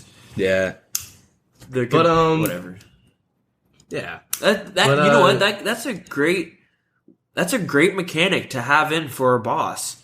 You know what I mean? Like you'll have lighting fires, maybe cutting down roots because the boss moves around. And these roots keep growing around. You have to cut them so you can actually get to them.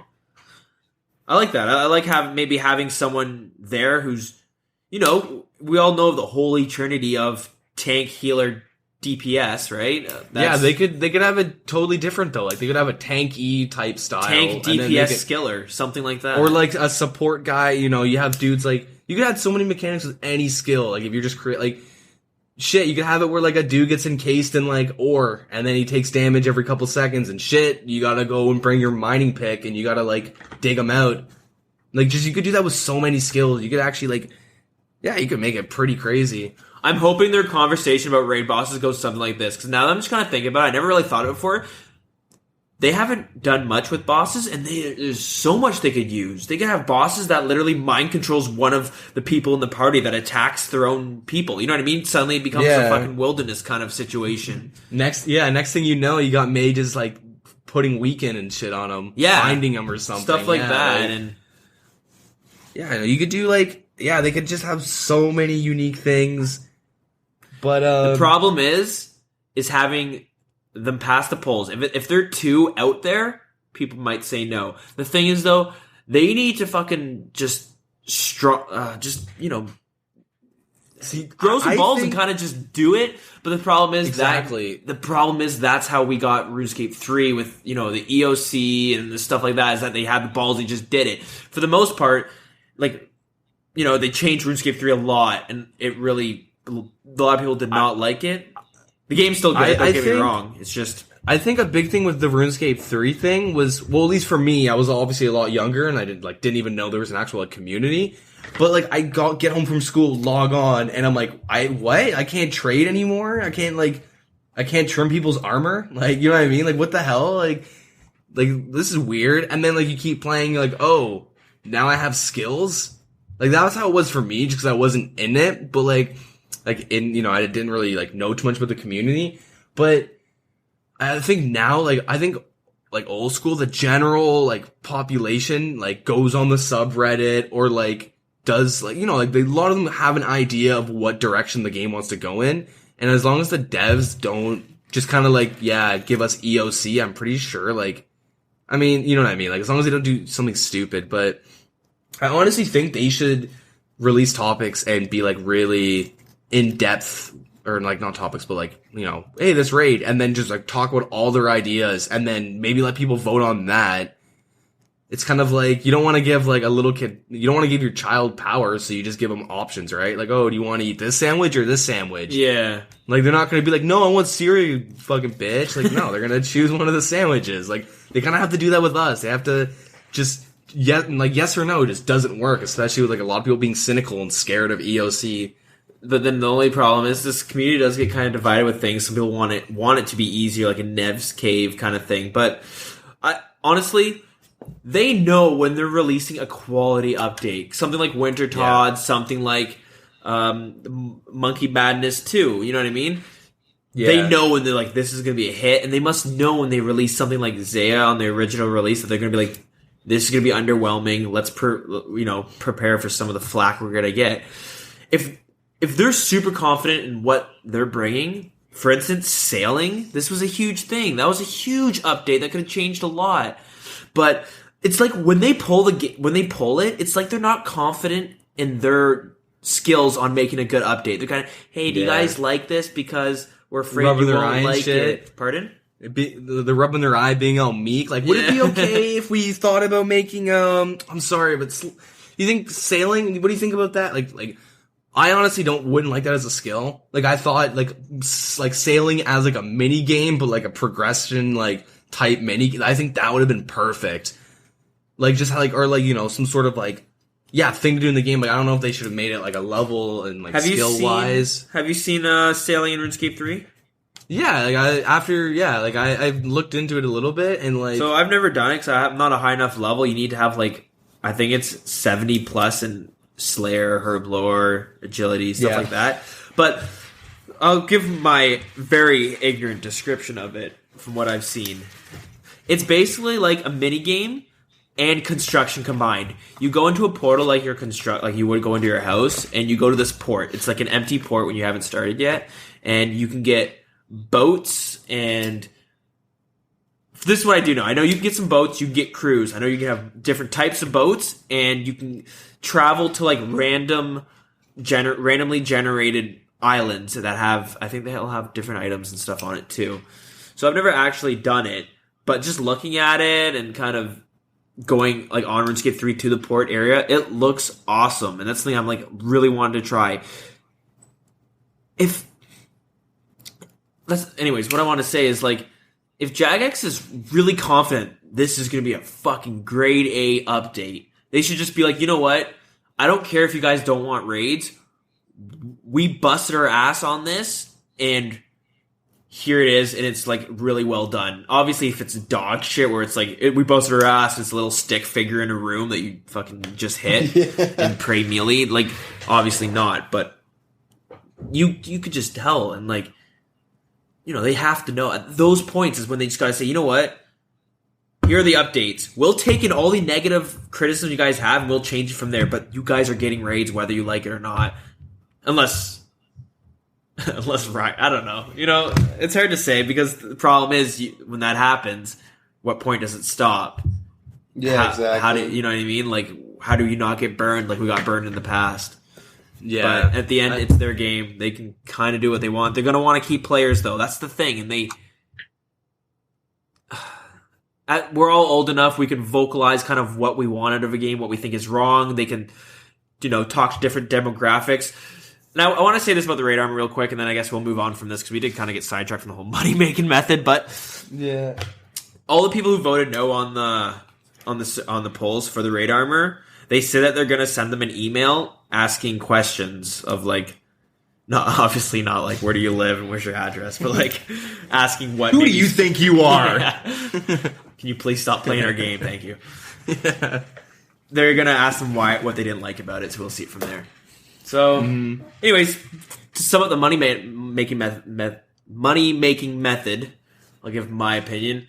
Right now, it's kind of at a slippery slope, but it's kind of at an okay spot. But hopefully, as long as you'll still have rune crafting and hunting, and you'll have those skills that will always be your go-to money-making ways of, you know, making consistent good profit, then, you know, I don't really have the most problems. Well, yeah. I mean, I should probably mention this because it's probably good to mention. Someone might complain I didn't say this, but like, you can also make money through merchanting. Yep. I mean, it can be easy or hard depending on if you want to like make big or small. It's similar to PK because you can lose money. Trust me. Yeah. I mean, you can find pretty easy, like a lot of people, like it's really common to flip certain arrows at certain points. But you don't make that much money, especially with the buy limits and stuff. But I honestly think making money merchanting is pretty easy. It just takes time as long as you don't mind having, you know, X amount of money, like X percent of your money sitting in the Grand Exchange, and you can kind of just chill and let it do its thing. Then eventually you'll sell. You're making money while you're making money doing something else. Yeah, like I've flipped a lot of things from arrows to like certain rune items to clue scroll items. And what'd you find you had the best? My best results are like the really sketchy things, like saplings. I flipped used saplings for quite a bit, and all that stuff. Like if you have a lot of money, you can make a lot of money on top of it. Like it literally takes money to make money. Yeah. And you have to understand, you have to be on top of the updates and even speculations. Like when the whole you need to do get to a certain point in the Dragon's Quest where you kill Elvarg. I can't remember the name right now for some reason, but jeez. And yeah, had the same problem last week. Yeah, fuck. Anyway, so to be able to unlock the anti-fire shield so you can kill dragons, the bots, wouldn't be able to kill the dragons and get the bones. I watched the prices rise 500 GP in a month when everyone was freaking out, they went down because everyone started selling all their shit, being they're gonna ruin this, it's gonna go way up or whatever. And by doing that, they're actually ruining it for themselves by panic selling. Yeah. And then, they think it's going to go, and people sell, and then... Yeah, it's literally like, oh shit, the prices are going to drop, let me sell all my items. Yeah, exactly. And then basically, you selling all your items and making the price drop. You're fucking done. Yeah, and then you're like, oh, well, it's not going to go through, let me buy let me buy, people are going to be less desperate, but usually, it's kind of risky, but clue scroll items are pretty good. That's what I used to do, like Addy Square Shields and random shit like that, and like Rune Warhammers. Those can sit for a long time. And like random quest items like barrels. Like I took a couple when I was doing Morning's End, like part 2. I think I took like 20 or something, threw them in the GE for 10k each and made some money after like a month. It's not really merchanting, but... Sure. Yeah, I mean, it's definitely like, if you have time to pop on like 5 minutes a day, it's, why not? But some people get really stressed out, and it's not fun. It's just kind of like, all right, let me go sell my compost or my arrows or whatever. Mm-hmm.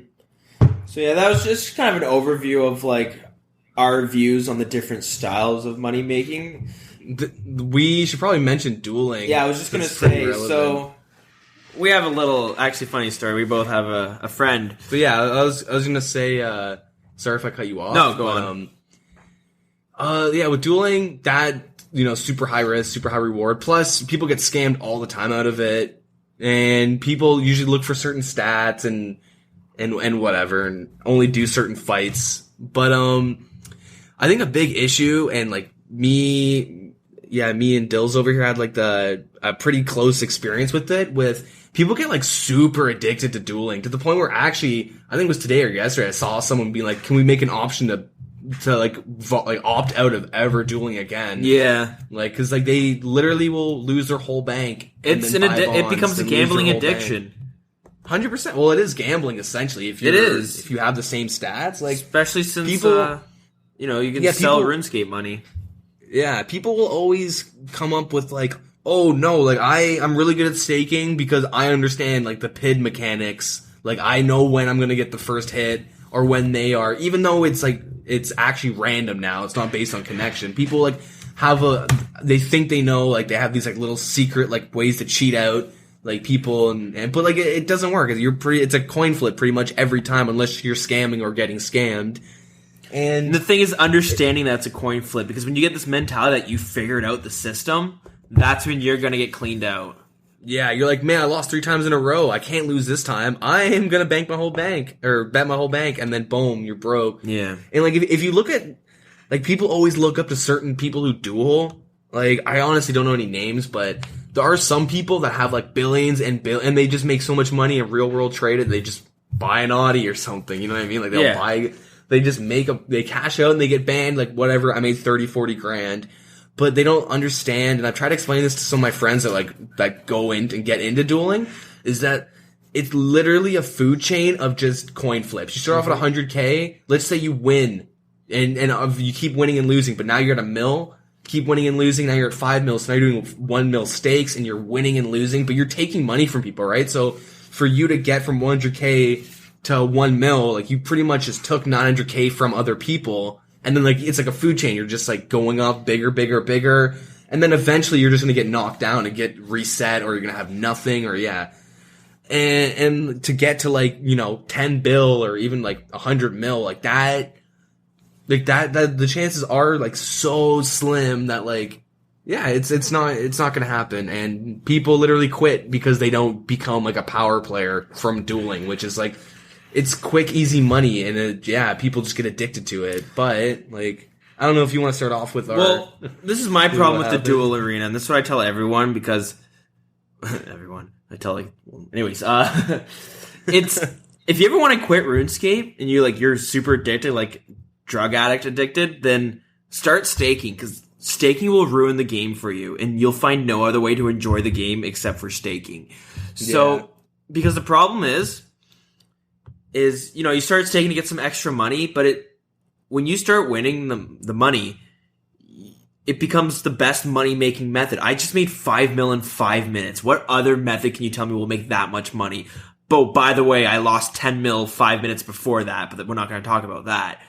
You know what I mean? Like, oh, I had an Armadillo God Sword, and I sold it, or I lost it in a stake. But instead of going out and killing Zulrah for a weekend, I'm just going to keep staking because I know the fastest way to get my Armadyl God Sword back is by staking. Even though, like, that's the problem. That's how people get cleaned out. So exactly. You want me to? Do you want to talk? Do you want to talk about our buddy, or do you want me to? Yeah, just after I say, like, yeah, it's pretty much what you said. Like, it is the best way to make money if you're insanely lucky. And half the time, you're fucking, 99% of the time, you'll be like our friend. If I don't know if you want to tell. Okay, fine, I'll tell you. So we have a buddy. So when we all started RuneScape, we, like, 3 years ago when Old School started, we had a friend of ours as well who decided to get into the game with us. And we played League of Legends and other games with him. And he played RuneScape back in the day, but he never really got anywhere. He maybe got level like 60, or he was pretty low level, but he kind of really wanted to PK, so we decided to make a pure account. I kind of advised him, maybe not necessarily to do that, or make a Zerker so he could still do more content, but whatever. He just wanted to. And he didn't really... The way he... So... He would, to train his strength and stuff like that, he'd be killing experiments, but I mean... I don't know how he did it, but he literally trained there to level like 85 strength. And I mean, he didn't kill anything else but those fucking experiments. Yeah. And because, efficiency, best thing for a pure, but yeah, he just sat there and did that. He wanted to PK so bad that he wanted to be as efficient as possible. He didn't care about, okay, let's go do some Slayer because I'll make some money. Let's go kill green dragons. No, I don't need money. I can fucking... he had like a mill, let's say, and he's like, let me go stakes. I'll try to stake to make some money. And, he started staking, and next thing you know, he had about 20 mil in his bank. And he's like, holy fuck, I've never had this much money in my life. My account can get completely funded, and all I have to do is kill, experiments, and then on my off time when I need money, I'll duel, and then I'll PK whenever. So eventually, he had that 20 mil, and he's staking 5 mil now every time. He's winning, he's losing, he's figured out the trick on how to win every time, which isn't true at all. But he gets up to 200 mil, and he's fucking loaded. He's also lost a bunch, but he's actually profiting a fair bit. He's getting lucky. Yeah, he actually, like, started off at, like, no money. And I remember, like, I had, like, 80 mil cash or something at the time, and he was like, oh, man, like, blah, blah, blah, blah, like, it's sick. I'm gonna start staking. I was like, don't do it. You're an idiot. You're just gonna quit. He's like, no. And, like, by the end of the weekend, he's like, dude, I have 200 mil right now. And I'm like, man, get out right now. Like, you can buy, like, Armadyl Crossbow. You can buy, like, your all best in slots and then just hit your 99s, or not even, just fucking get all your set, like, your shit, and just start PKing. Like, you've done it. So, but yeah, and I've talked to him about this, and he literally pretty much straight up says, man, I've ruined the game for me, maybe temporarily, but he quit. So he was at 200 mil, and he was PKing at this time. But what he found and what he told me, so he goes back and he starts, staking again. Let's say he gets to 300 mil, and then the guy that he beat like 4 times puts on 300 mil and says, let's stake it all.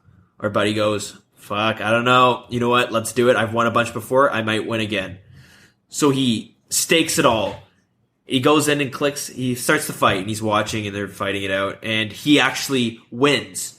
And he's talking to me while this is happening. He says, holy shit, I just fucking won. I've never had that much of a rush in my life. So then what he did? He fucking staked the 600 mil he had. All of it.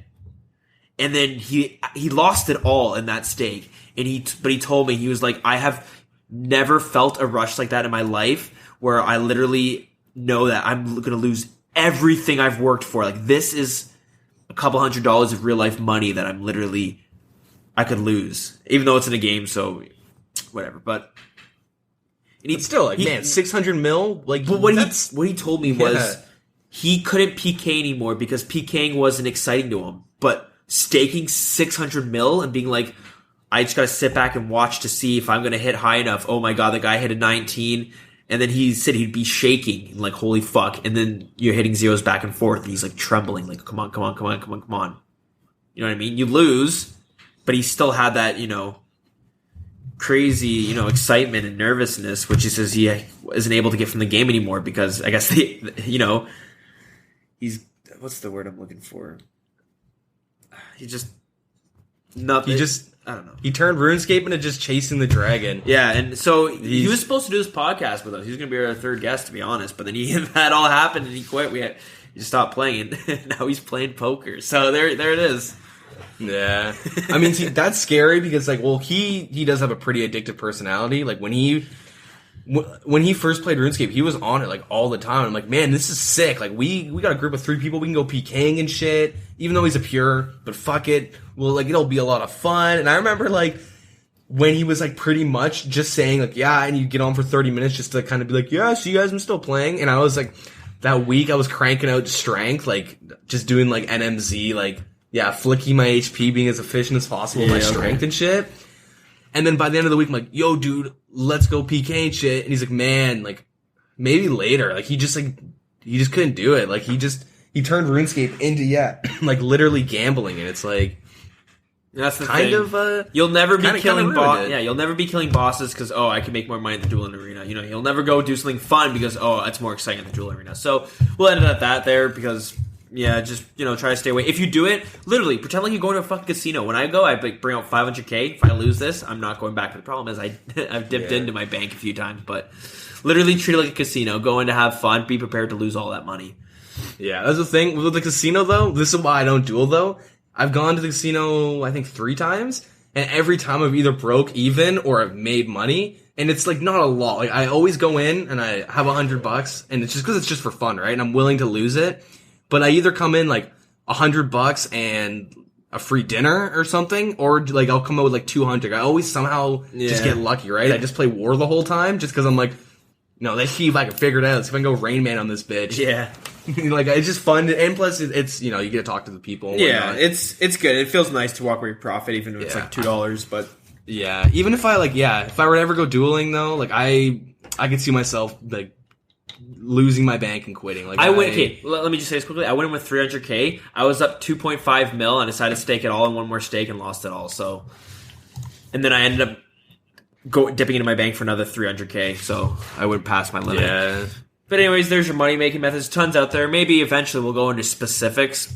We'll tackle, skilling-only venues. But, so, we do every week we do an Iron Man challenge where we set, a goal, something that we're both kind of competing towards, and then we set a restriction to make it harder for ourselves. So, last week our restriction, or our goal, our challenge was whoever can get the most total levels, and our restriction was you could only do it through quests. So that means you can't even really get experience unless you're doing the quest itself, getting the items or whatever it is.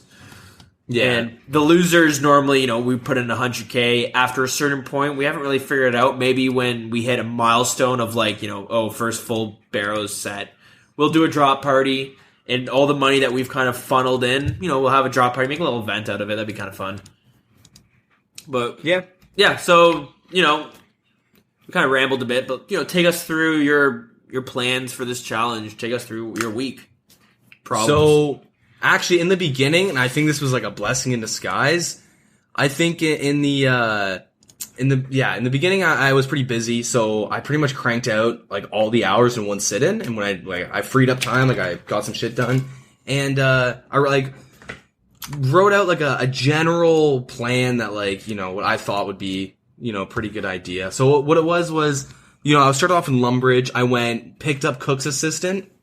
And I went and, got all the supplies, like I had a bucket, and I went to my bank, got some money, got the bucket and the pot and all that stuff. And as I'm running to to get like the flour, the wheat and whatever, I I go to sheep shearer and I start that, cut all the wool, do the cook's assistant. Like as I come back and hand it in, I go up and, make the balls of wool, go bank it. And then I went and did Priest in Peril, which is like really good for that prayer experience. And went and did that, handed in sheep shearers, which gives you some nice crafting experience.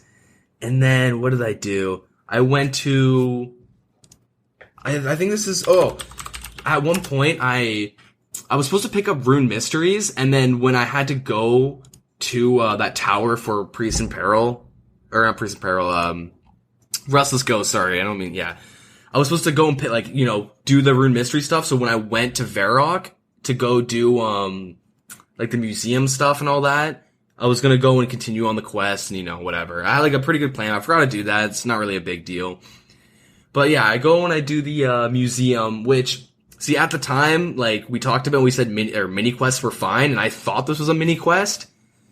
And I went and did it for the 9 Slayer and 9 Hunter. And it's technically not, but, you know, we agreed that it was okay. All right, winner of the week is me. winner by default. Yeah, go on. Yeah, but I went and did that, and then my plan was to like start floating over towards Falador for to do Doric's quest, because actually during our first Iron Man like series where we had to like only stay in the wilderness and like to get your levels, I was killing thugs at one point, and one of them dropped an iron ore, and you need that for Doric's quest, which is like it gives you pretty much like 11 mining or something. And so I'm like, oh shit, and I already have one. I'm gonna go kill a couple thugs and get one. So I killed like 1 or 2, got the or maybe like 3 or 4. I got like killed a handful of them, got the iron ore, and I was killing imps and stuff the whole time. And like, you know, I went and mined the ore, like went handed in Doric's quest, and then I went down and I had all the supplies already for Witch's Potion. And you know, as I'm doing all these quests, I'm getting like items for Druidic Ritual and all the easy quests that just give you like quick experience that you can pretty much get the items as you're doing other quests and then go and hand them in as you're like going past them. So I had this like little route all planned out, and you know, I don't know, it was pretty decent. I went, Imp Catcher actually took me, it was actually the second longest quest to do. I killed like 1 million fucking imps. That's hilarious. I was stuck on the black bead for so long, I was actually willing to say, fuck it, like I'm gonna move on. This is super annoying. And as I'm like actually getting frustrated, because, you know, Iron Man luck, that's totally bullshit after this experience, I went and got one finally, and I went and handed that in, did Witch's Potion as well. And then, yeah, I went through Talverley, and that's when I actually handed in, like, Doric's quest and, what's it called? Druidic Ritual. Mm-hmm. And yeah, so then I start running over, and, I should say when I passed through Draenor at one point, and I picked up a couple cheese, and I went to go do Witch's Potion, because that gives you like 6 or almost 9k. You or mean 7K, Witch's house? That's what I meant, sorry, yeah. 7k experience for like health. I'm like, shit, that's a really good boost, and I'm gonna get like 6 or 7 levels from this, like, I'm down. So I went and did that, and then I, like, as I'm killing the little boss guys, because, like, at the time, I was probably, like, level 20 or something, they, like, the first one's, like, level, like, you know, 19, and then it's, like, 34, then, like, 45, and then, you know, like, they scale up, there's 4 monsters, but you can stand behind, like, where the ball is in that room, and you can just safe spot them with, like, range or mage, but, like, I don't want to, like, invest the money or resources into that, and it would take me a lot longer, because, shit, I should probably go back a lot. Sorry. And the first thing I did when I started this challenge, this is actually a really big point. I went and did your progress backwards. Yeah, I'm going backwards. Shit, I should say this real quick. But the first thing I did was Gnome Stronghold for the 10k, and I went to Alcrid and bought a Mithril Scimitar. Fuck. Yeah, and when I went through Falador, I went and bought a Mithril Chain Body as well, because I was gonna get 20 defense throughout this whole thing. And yeah, so I went and I got those supplies, and so when I was doing Witch's house, I was like just doing that little thing where you peek out and you hit them and you run away, and I did that for a while. Actually, I messed up in the beginning and almost died, and I stepped out being like, okay, I can do this, and it fucking reset, and that pissed me off. But like, luckily I only killed the first 2, and those are pretty easy. Anyway, so I probably spent like a while killing like all 4 forms doing that. Did you finish the quest? Yeah, I ended up finishing the quest. How long do you think it took you to kill it? Probably in total like 30-ish minutes to do all of them. Like, just like hiding, peeking out, attacking, hiding, peeking out, and attacking. Like, it was kind of a bitch. Yeah. But whatever, it gets worse, trust me. And, so I went and did that. And then so my main goal was, how am I gonna get to Waterfall as like doing all these quests as efficiently as possible? Like, what's the best way for me to do this? And that's how I based my plan on pretty much starting in Lumbridge and working my way all around like the free-to-play area and doing those quests to get to Waterfall. So I got to Waterfall, and I went and got like my rope and like all the stuff I needed. I just went and did that kind of on its own. I didn't really do anything else, because I was like getting like close to, I was like kind of being like, shit, I might run out of time. And so I went and did that, and I had like, I don't know, like around an hour left afterwards. And I was like, all right, now I'm going to go do Fight Arena because that gives you like 12K or something, experience. And no, I think I had like around 50 minutes or something, or maybe an hour. Anyways, so I'm like, okay, I got an hour. I think I can crank out Fight Arena, and I'm just going to do the same strategies I did with Witch's Potion. I'm going to hide, peek out, attack, hide, peek out, attack. And now that I've done Waterfall, like, you know, we're good to go. I got these like better stats and I should be able to do them. So I started doing, the Fight Arena, and, no, sorry, I think I had like hour and 40 minutes left, something like that. Anyways, so I go do Fight Arena. It's a really easy quest. All you need is like 5 GP and like a weapon. And, so I go and I do that, and I kill like the first monster, which is like an ogre, level 63. That took me like 10 minutes. And I'm like, alright, then I went and killed a scorpion. That took me like 10 minutes as well. So I had, at this point, like an hour left or something to do the quest, and all I had left to do was kill the bouncer, like the dog that's level 137. Yeah. And we were actually on Discord. I didn't really want to tell you what I was doing at the time, but I actually hid behind a fucking skeleton and popped out and hit this stupid bouncer for the whole hour. It actually took me almost an exact hour of me just like staring at my computer, like, oh, now I attack, now I run. I attack and run. And I just did this for a fucking hour.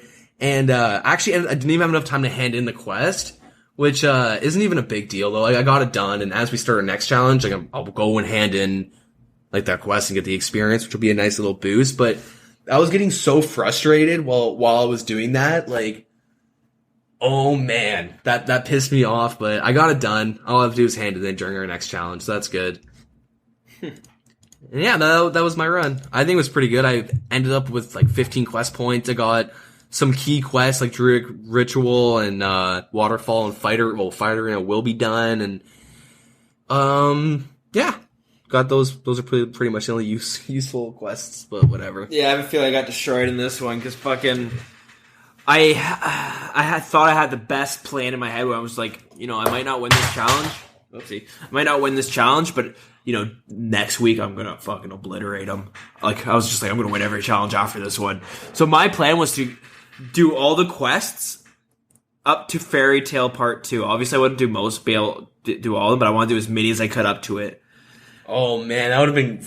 That's just for the teleports and stuff. Yeah, just so I could teleport the fairy rings. So I didn't think I was gonna be able to make it, but I thought I could get pretty close to it.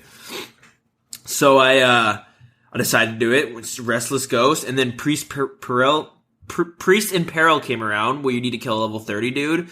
Yep. And I was not about to go try that because literally last episode, I'd spend like 10 minutes fighting a level 6 rat with a full inventory of food. So I was like, okay, this guy's going to fuck me up. This guy's like a rat times 2. So do you want to hear something? Wait, did you end up doing it? I did it after. Oh, okay. But sorry, keep going. It kind of fucked me. So I was like, I need to get some levels going. So I went to go do the witch's house. And then I remember there was forms, but for some reason I thought this was a really easy quest to do. So I went in there, and then I was fighting it, and then I just died. And, oh no. I had to run back and get all this stuff. And then I tried to do it again, and I had a full inventory of chocolate bars, because I fucking ran all around RuneScape looking for someone to sell me food, and chocolate bars was the best I could find. Actually, also, I spent like half an hour world hopping looking for bread to sell, because the guy sold bread, but it was always at 0, so I thought someone was I thought there was someone world hopping and buying them in front of me. I don't know. Then I thought about it afterwards, like, who the fuck is going to be doing that? They should just go make bread. But anyways, didn't work out. Then I was like, okay, this isn't going to work. I need to do quests before I can do Witch's House, before I can do Priest in Peril. This is a stupid chain that I've got going. So I'm already, like, well into the challenge now, and I've already, like, wasted so much time. So I decided to, when I did the imp quest, what's that called? Imp Catcher? Yep. It took me, like, 5 minutes. I didn't get one duplicate of a bead. Oh, dude. I had 4 whites and yellows and no reds and blacks at That's one point. hilarious. I got a single of every single one of them. So... God damn. Fuck, what else oh yeah, and then I decided, so to do Priest in Peril, I was like, okay, well I need to get Rune Essence for that, so I went and did Rune Mysteries. For some reason I thought well, I know why I thought this. So I was like, okay, and when I'm done, it'll give me level 3 rune crafting too when I'm done. So I finish it. It doesn't give me level 3 rune crafting. I was like, oh, I thought it did. I'm an idiot. I just wasted time. I was thinking of Druidric Ritual. Yeah. So then some reason I went to go do Druidric Ritual just because I got it mixed up, even though Druidric Ritual wasn't even on my radar. Yep. I ended up doing it, and then I was like, wait, why the fuck did I do that? I'm supposed to be doing the fairy tale thing. So I went back, decided to do, I'm trying to think if there's any other questions. I did a bunch of sorry. I'm doing the backtracking too now. So, after I couldn't do the fairy tale one in the witch's house, I was like, okay, well, you know what? Maybe I'll start doing recipe for disaster, because if I start getting that going, I'll finish it. I'll finish my barrel gloves before you. That's just what I'm thinking, and then I'll win the game forever. So, I went to go do start recipe for disaster, and then I realized to start it, after you do cook's assistant, you need a bunch of these really obscure drinks, like the gnome drinks and stuff, things you need to make, and you need to travel all around and buy. So I was like, fuck that. So I wasted so much time, and then I basically ended with Priest in Peril. Yeah, I was gonna say, so, there's a little trick with Priest in Peril. Like, if you have the GP to, like, buy the bronze crossbow and the bolts from the arrow vendor, I do this in Deadman mode. I pretty much rush it. And what you can do, it's kind of tricky to set up, but you can get the Dark Beast to, like, you know how, like, if a monster's out of range, they'll start to, like, run away from you? Mm-hmm. Well, because it's at, like, a perfect range, you can sit, like, in the gate, and you go to long range, and you can just sit there and you safe spot the Dark Beast. True. Yeah, well. Yeah, that's what, like, I found out actually just doing Deadman mode. Oops, sorry about that. And yeah, so, yeah, that's kind of, yeah. It's a pretty helpful little thing to do. I was planning on doing, like, Priest in Peril, because I wanted to get Animal Magnetism done ASAP. That's kind of, like, my, like, that's what I wanted to start off with, but then I realized my range is, what is it, level 1, so it's not really worth it. Yeah. Well, sorry, I'm jumping all around. I'm just... Yeah, of course. Anyways. It's kind of hard to keep track of, like, unless you're, like, writing it all down. Yeah, we probably should do that. But anyways. So I actually did do the witch's house. It took me about 45 minutes of doing... So what the trick is, what we're talking about, is you can get... Usually it has to be a bigger monster that can get stuck behind something. So... It's where you're kind of protected. It's kind of like safe spotting, but you can't actually hit them. So you hide there, so he can't attack you. And probably this sounds so confusing, but you wait there, and once his health bar disappears, you're able to walk out, hit him once, and walk back in without him hitting you. But if you do that while his health bar is out, he's going to hit you the same time you hit him. Mm-hmm. So you wait for the health bar to disappear, and this way you can spend like an hour killing the easiest monster that.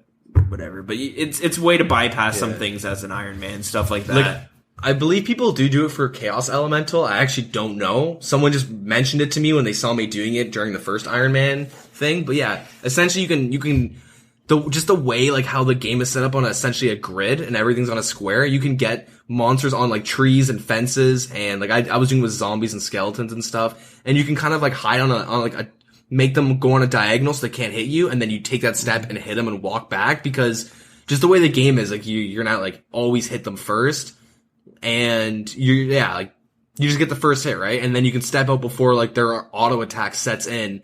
But if you're to step out like too fast, like it's still like it's buffered, or I guess, or it's like ready to go the second they can hit you. And so you just kind of wait for that timer to go down, and then you step in and out. It's really slow, but for certain challenges like what we're doing, like it's pretty much worth it to get them done ASAP, and especially like, get them done for the future. It's super helpful. But if you're like the average person and like you're not limited or anything, you can just like with Witch's Potion, you can just hide behind the ball and you can just mage him or range him. Like you don't need to do that. So that's pretty good. What total level did you get to? So I believe I was 115. 115. Oh yeah. Let me see when I started up here. Yeah, you were 115. I was 159. Yeah, so I ended up with 212, but technically 211, just because like the timer ran out, and I like as I'm like leaving, I pretty much accidentally got a magic level. Like, as I'm like, yeah, as my timer ran out for the thing, I just like, yeah, accidentally got a magic level, and so it's 211. But I got 96 levels during that little thing. Damn, that's quite a bit. I'm gonna subtract here. Let's see. I did not. Yeah, you definitely won this one. I started 159 and 191, so I made like no progress. Let me do the subtractions here because I suck at math. And we got 32. I made 32. How much did you make? 96. You tripled me. Are you fucking kidding me? It's because of Waterfall, I guarantee. I was like, when I heard that, I was like, Waterfall, and I started at initially a lower level. Like, because I looked at your stats before we started, and I'm like, he's got way higher combat stats and higher cooking. I can get 1 level from Cook's Assistant. I don't even know if he can get one. I went from like 20 attack and 70 strength and all that stuff to like 33, and then the health, and look at the crafting and the prayer. Like, I think a lot of it was because I didn't do too well the first one, and this one kind of gave me a big edge. And I also, like, I looked at like a bunch of different routes. Like, I looked at doing Recipe for Disaster. Like, I kind of like looked up on just, the quests I need and the items. And it's definitely like would be much faster if I could teleport around the world. Mm-hmm. But I really couldn't. So I was like, all right, I just gotta focus on like getting Waterfall done and getting this challenge. Like, I don't want to lose twice in a row. So I just gotta focus on winning this one and like putting me in the best spot. Even though like it did kind of hurt me to like do the Gnome Stronghold and then spend the money on the Scimitar and stuff and the Myth Plate.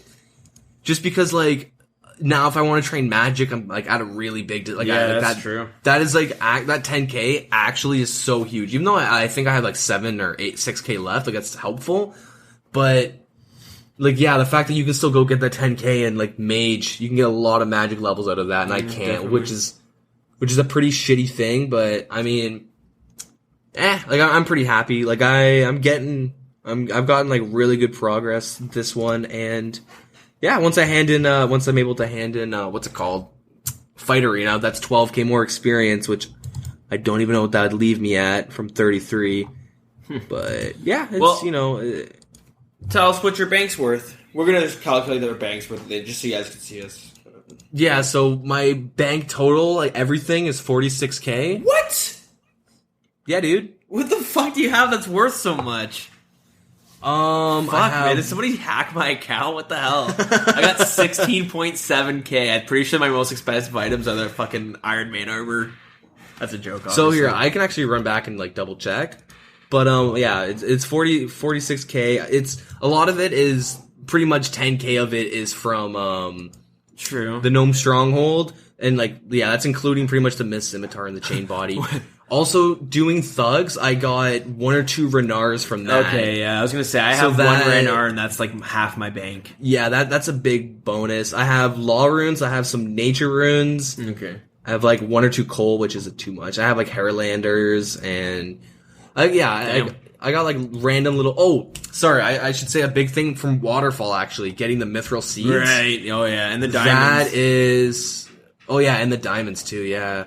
Yeah, it's 7k from the seeds, and then the diamonds, where are they at? That's like 4k. Cool. What's your what was your highest stat at the end of this week? So highest stat is actually attack and strength. They're both 33. What is it? Attack. Both my attack and strength are 33 right now. 33. Those are my highest. So I mean, my highest is 28 HP. So there she is. So yeah, Sorry, go? No, continue what you're saying. I was just going to say my highest valued item, probably mention it, is, if you're not including the Renars, it's just the Mithril Chain. Mine's Renars. Either that or fucking Steel Dagger. Yeah.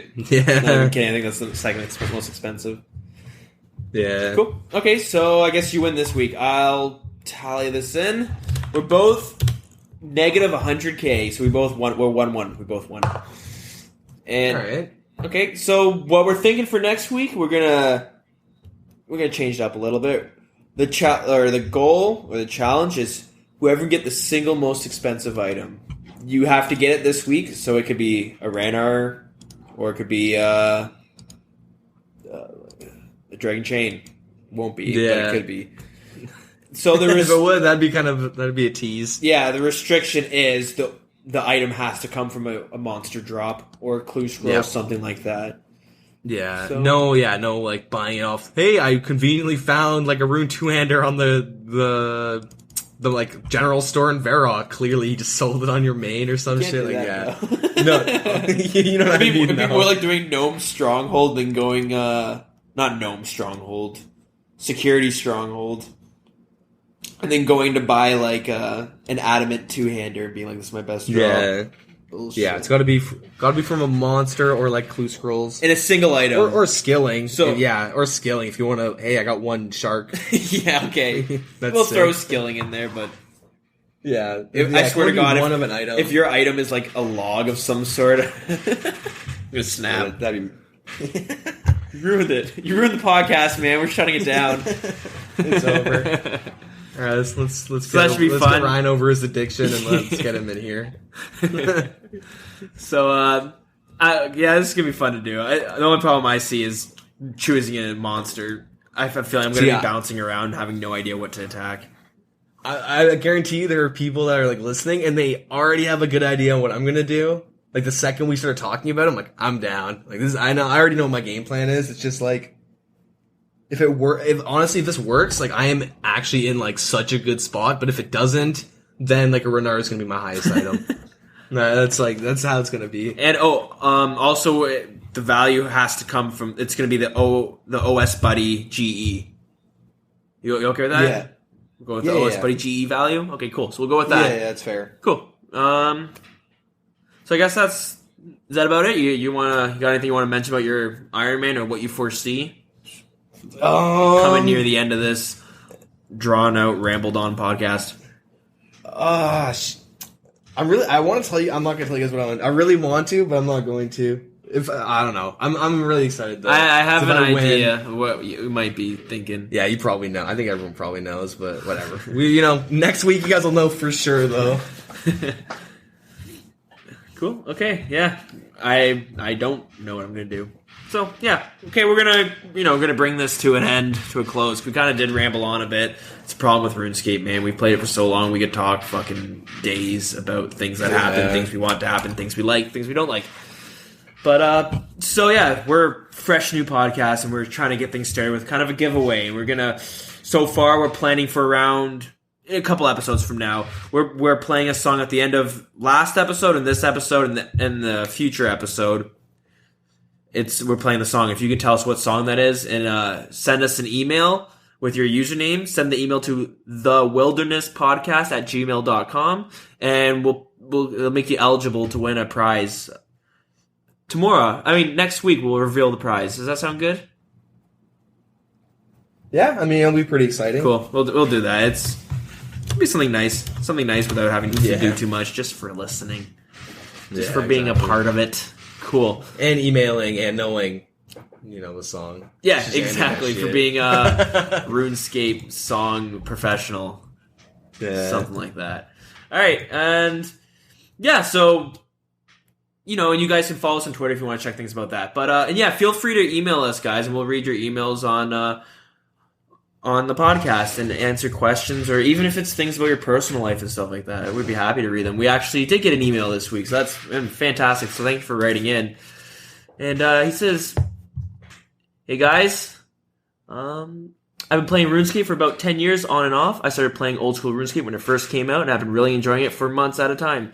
I never reached a 99 or gotten any achievements. Just enjoy the game casually. My one goal is to get 99 construction since I'm in the business. Hey, fellow construction worker, what's up?" But that's really expensive. Yeah, construction is a tough one to get. It's really fast experience, but fuck, I think that was that the first big money sink that they put into the game? Oh yeah, I think so for sure. Yeah, because I remember it being just mad expensive, and I remember the day that construction was released, and I was kind of a level one to try it, and I was like, well, there goes all my money. Like, fuck, I just want to check. Yeah. I wanted to be a part of this, and now I'm broke. I remember cutting the logs, turning them into planks, running all the way to fucking Remington. Got 10 construction, and then I'm like, this is way too much. I'm broke already. I gotta say, the release of that skill, that was such a skill from I don't think anyone saw it coming. I didn't. Well, I was a kid. I didn't see anything coming, but Yeah. Didn't even see life. yeah. I thought I was going to be playing RuneScape my whole... 30. Well, I mean, you know what? I was right. So far, Yeah. I'm right. So we'll see. We'll see how I am in like 5 years or so. Yeah, no, but that's totally true. It's actually pretty funny.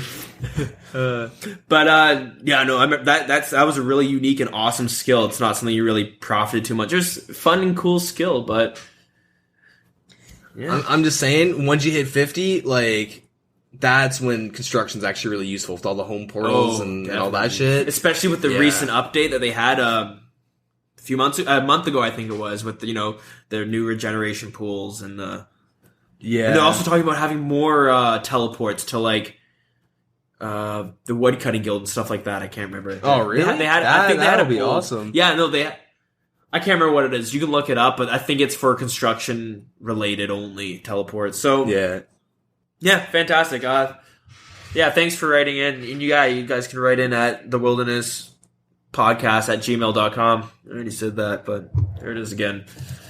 All right. And feel free to follow us on Twitter at thewildernessrs. We'll kind of give you updates when the show's coming out and maybe giveaways and stuff like that. We also made a Facebook group. I was kind of excited before we started doing this, so I just made a bunch of shit. Kind of, if you feel like doing one of them, do whatever. We have the Facebook group, though. You can find us, The Wilderness Podcast. And we also have a Discord channel that we'll be more than happy to give out some links if you guys want to join it. Discord is a chat where you can type. You can like chat through your keyboard or through a microphone and stuff. So, it's free to use. You can use it through a web browser or you can download it. So, yeah, if you guys want to join, that'd be great. We have a few people in here now, but more the merrier. Yeah, got anything going on next week? I got a sketching project, so I have to get that done this weekend. And plus, tomorrow it's my birthday, so I got like 2 or 3 little things to attend to. Oh, that's right. Yeah, and yeah, I don't know. Pretty much, I gotta quickly crank out this schoolwork. I'm gonna try and finish up one of my drafting sketches tonight, and then try and get everything done so I can sit down and get this challenge done because I'm really excited. Yeah, it sounds like it's gonna be fun. Yeah, sweet. As for me, let's escape it 24/7 next week. Let's do it. Yeah, cool. All right.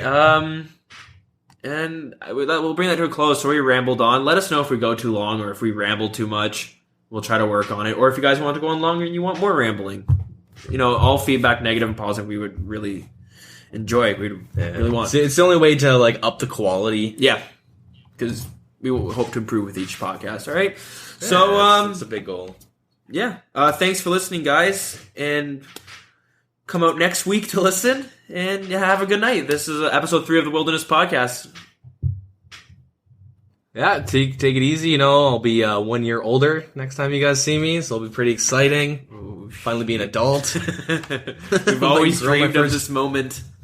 Might grow my first chest hair. Who knows? Big things will happen next time you see me. All right, well, yeah, you'll have to tell us about this, some pubes if you get any of those growing. All right, guys. Take care, and thanks for listening. Yeah, have a good one.